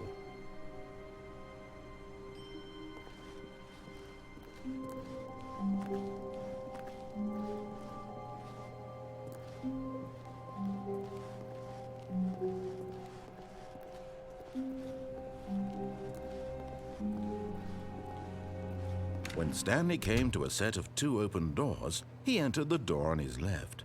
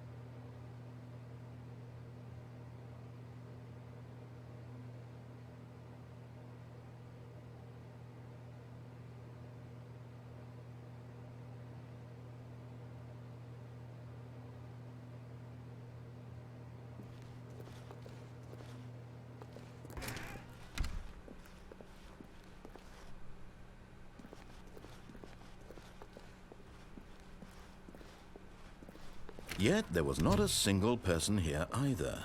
Feeling a wave of disbelief, Stanley decided to go up to his boss's office, hoping he might find an answer there. Coming to a staircase, Stanley walked upstairs to his boss's office.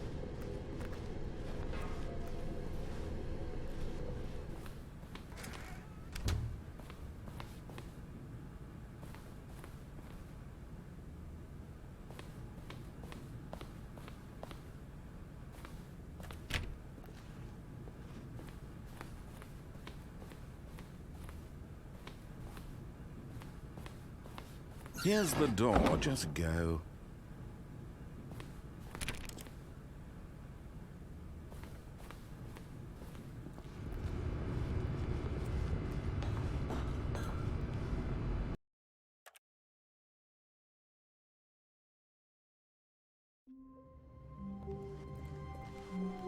How long was I sitting there?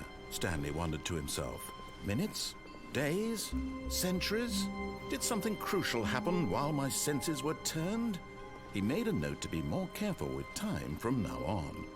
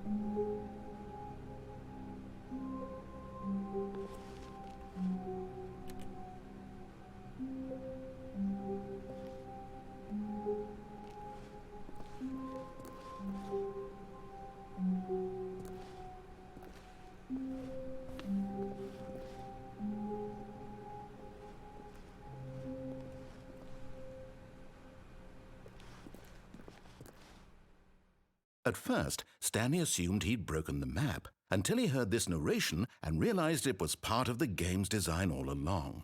He then praised the game for its insightful and witty commentary into the nature of video game structure and its examination of structural narrative tropes. So, now that you're here, what do you think? Isn't this a fun and unique place to be? Why don't we take a minute just to drink it all in? Okay, I'm over it now. What do you think? Are you sick of this gag yet?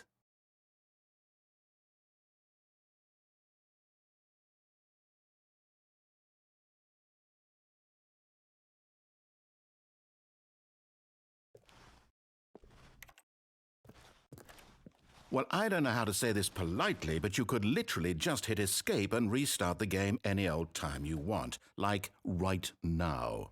You could have done it just then. Now would also be an appropriate time to quit. Any of these points and so many, many more, all of them are appropriate. I'm enjoying what seems to be an internal conflict going on where you are literally unable to act on your own desires to restart the game. So, just to push the envelope, I'm going to try and make this as miserable as possible and see how long you can maintain. There once was a man named Stanley, who people considered so manly. But the truth must be told, he was not very old and was quite particularly gangly. What Stanley liked most was buttons. He pushed them like some kind of glutton. He did it all day in a meaningful way, but his brain had long ceased to function. Which is why he is in this parable and lives an existence quite terrible. And if you are not strong and keep playing along, you too will become quite unbearable. Yes. You too will become quite unbearable.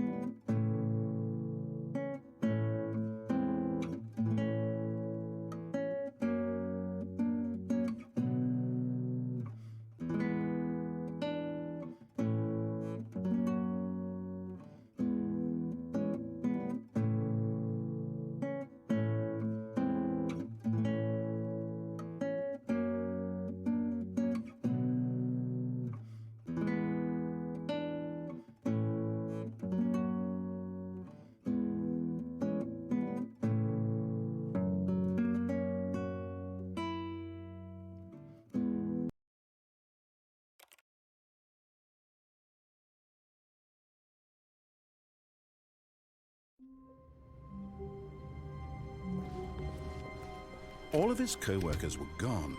What could it mean? Stanley decided to go to the meeting.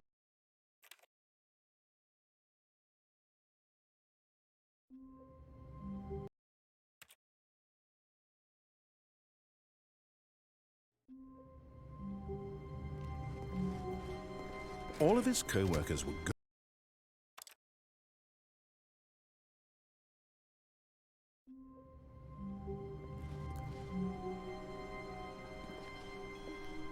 Already this was uncomfortable, and Stanley decided that as soon as he found a new space he felt safe in, that he would never leave it again in his life.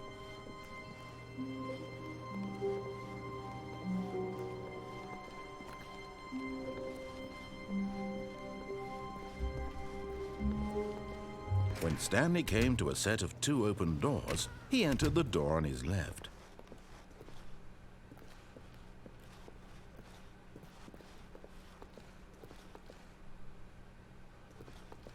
Yet there was not a single person here either. Feeling a wave of disbelief, Stanley decided to go up to his boss's office, hoping he might find an answer there. Coming to a staircase, Stanley walked upstairs to his boss's office.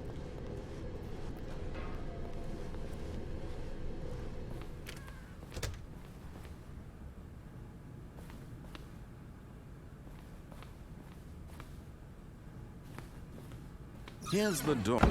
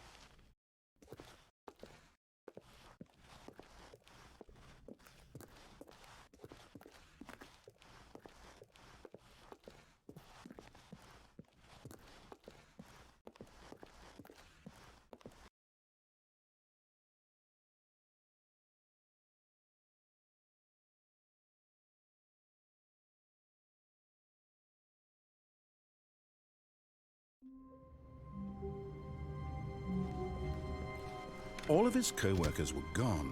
What could it mean?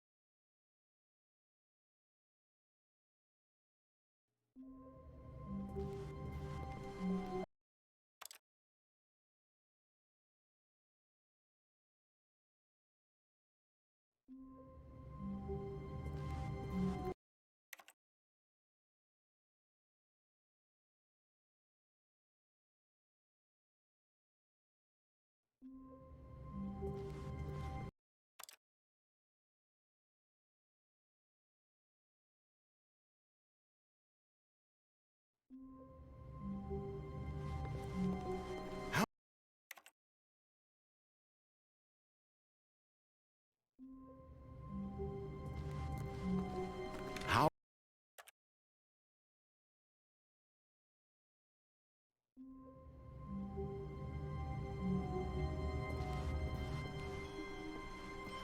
How wonderful. Stanley was alone. Finally.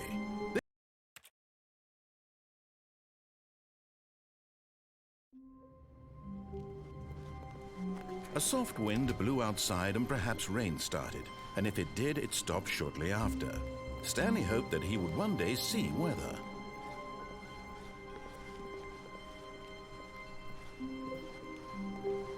When Stanley came to a set of 2 open doors, he entered the door on his left.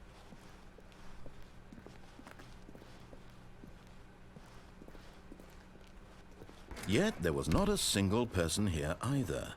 Feeling a wave of disbelief, Stanley decided to go up to his boss's office, hoping he might find an answer there.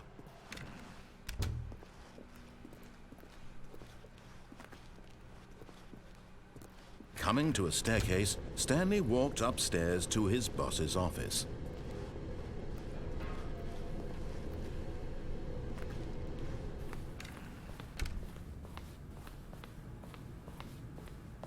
Here's the door, just go.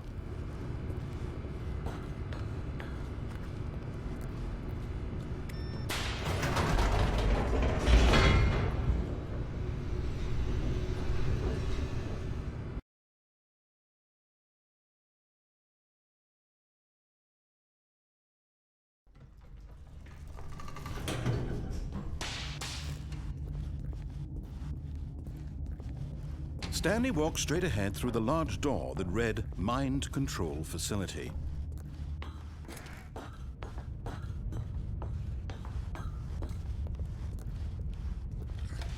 The lights rose on an enormous room packed with television screens. What horrible secret did this place hold? Stanley thought to himself.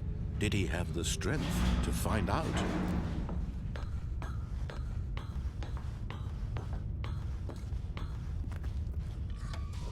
Now the monitors jumped to life, their true nature revealed. Each bore the number of an employee in the building, Stanley's co-workers. The lives of so many individuals reduced to images on a screen, and Stanley, one of them, eternally monitored in this place where freedom meant nothing.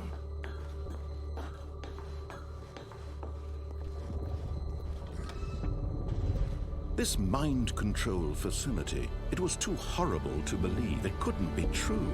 Had Stanley really been under someone's control all this time? Was this the only reason he was happy with his boring job? That his emotions had been manipulated to accept it blindly? No, he refused to believe it. He couldn't accept it. His own life in someone else's control? Never! It was unthinkable. Wasn't it? Was it even possible? Had he truly spent his entire life utterly blind to the world?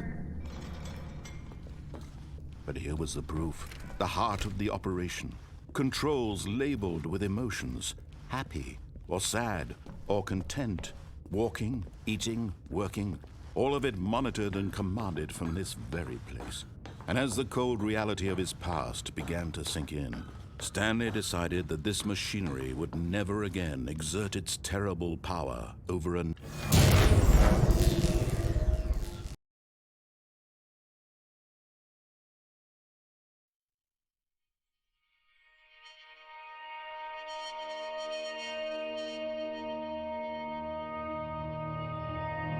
blackness and a rising chill of uncertainty. Was it over?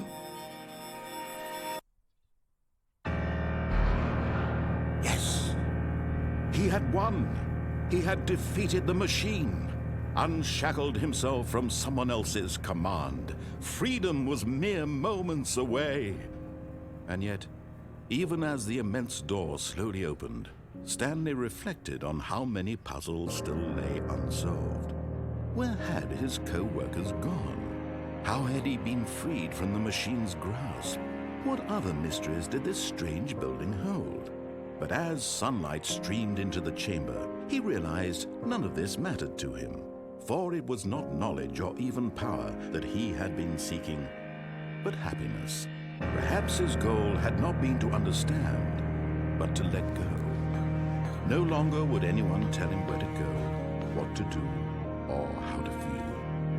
Whatever life he lives, it will be his. And that was all he needed to know. It was perhaps the only thing worth knowing. Stanley stepped through the open door.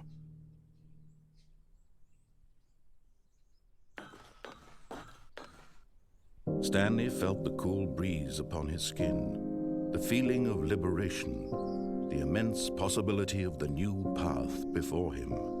This was exactly the way, right now, that things were meant to happen. And Stanley was happy.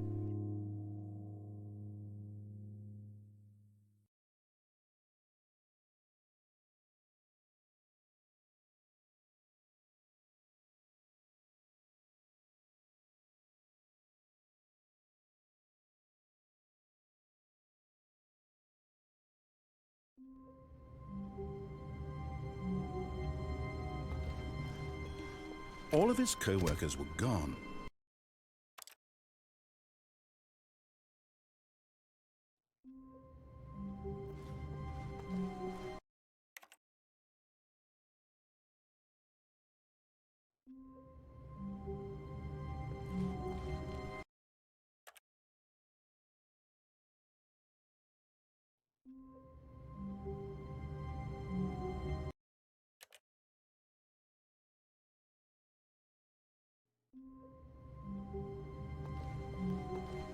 All of his co-workers were gone. What could it...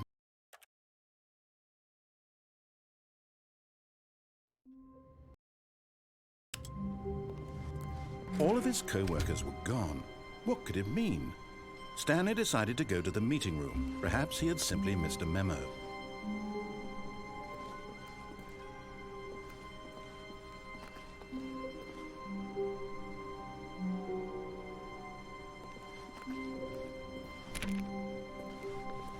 Stanley went around touching every little thing in the office, but it didn't make a single difference, nor did it advance the story in any way.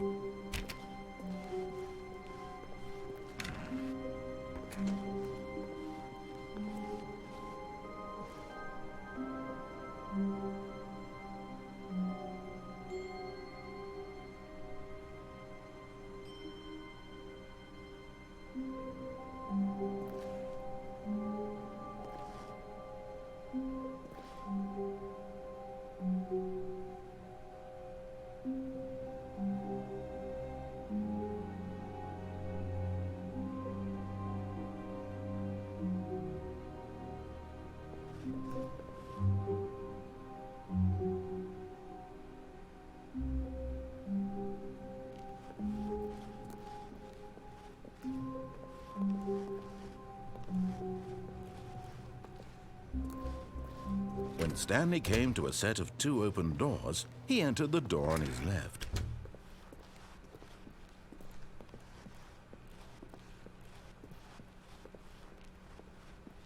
Yet there was not a single person here either. Feeling a wave of disbelief, Stanley decided to go up to his boss's office, hoping he might find an answer there.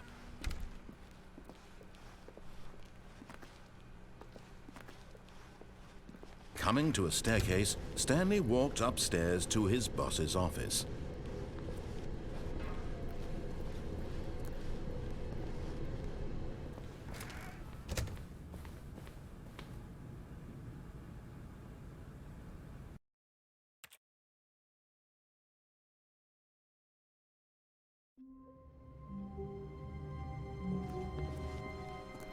All of his co-workers were gone. What could it mean? Stanley decided to go to the meeting room. Perhaps he had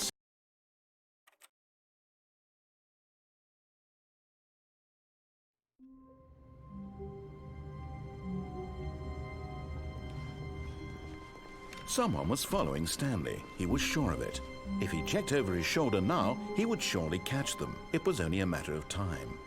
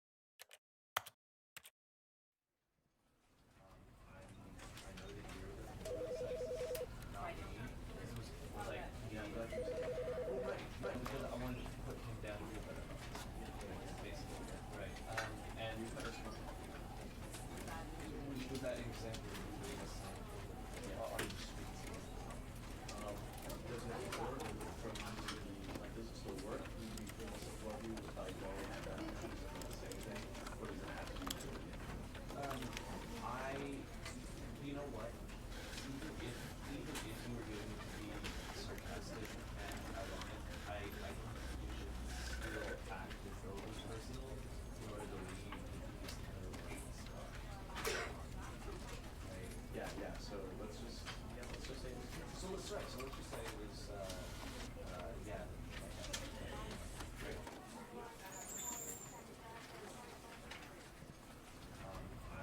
I know that you're the sex is not me. It was like yeah, I'm glad you said that. Well, right. You know, because I wanted to put him down here, but basically right. And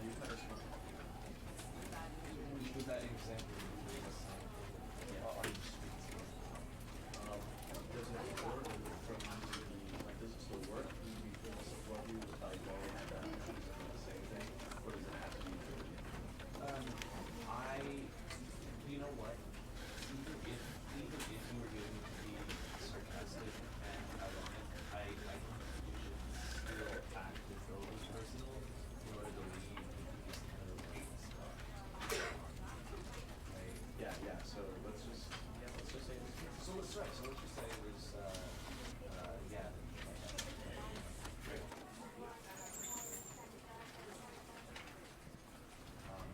I know that you're the sex is not me. It was like yeah, I'm glad you said that. Well, right. You know, because I wanted to put him down here, but basically right.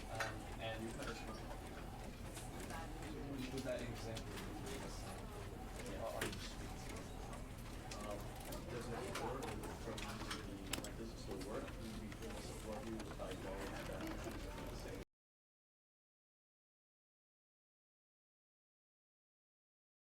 This is the story.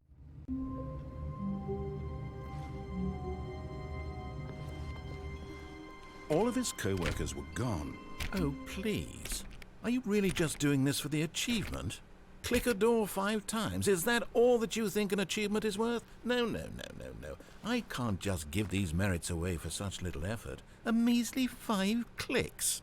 Now suppose you were to click the door 20 times. I would say that's the kind of effort that warrants recognition.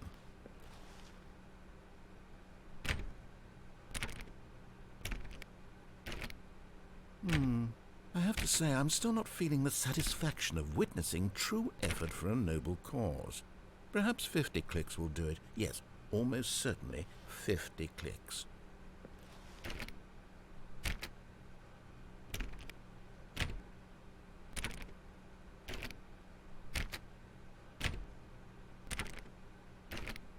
No, I'm still not feeling it.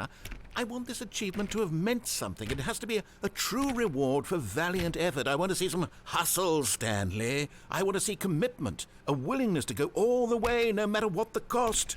Why don't you go put 20 clicks into door number 417?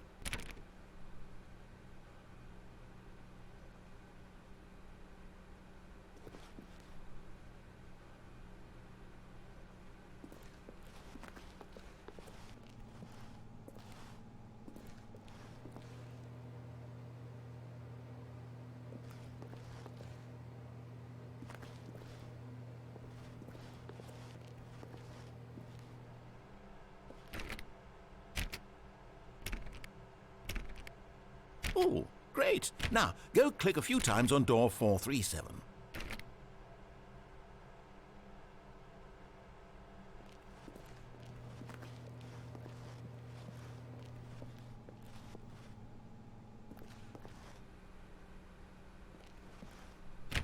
Excellent. I think we're getting somewhere. Now, door 415. Let's give it 10 clicks or so.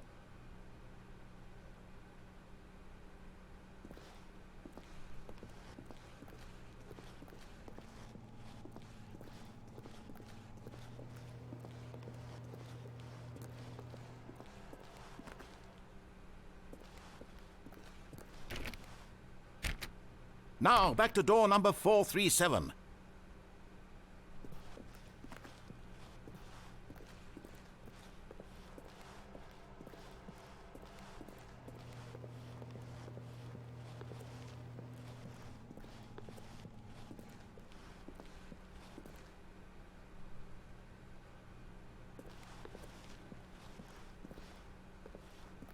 Let's see. How about you click on, well, I don't know, the copy machine?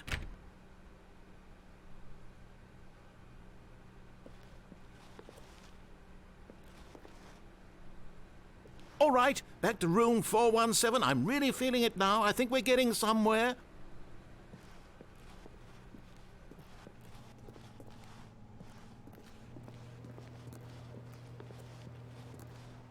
Okay, now go climb on employee 419's desk.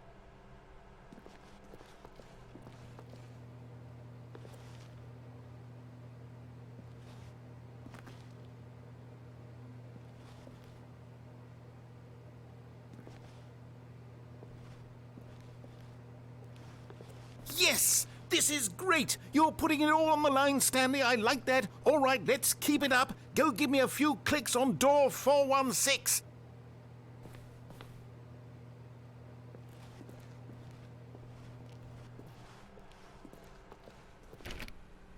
We've almost got it! Now the copy machine, do that one again!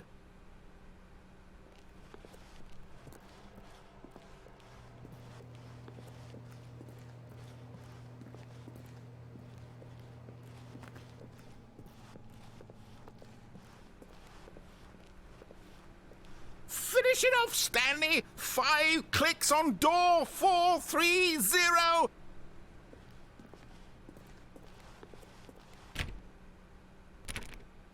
Yes! We did it! Oh, wow. That felt amazing. Oh, you really earned it, Stanley. Nothing could hold you back. Yes, I'm very proud of how far we've come today. Just think, only a few minutes ago you believed an achievement was worth 5 little clicks. Really now, what were you thinking?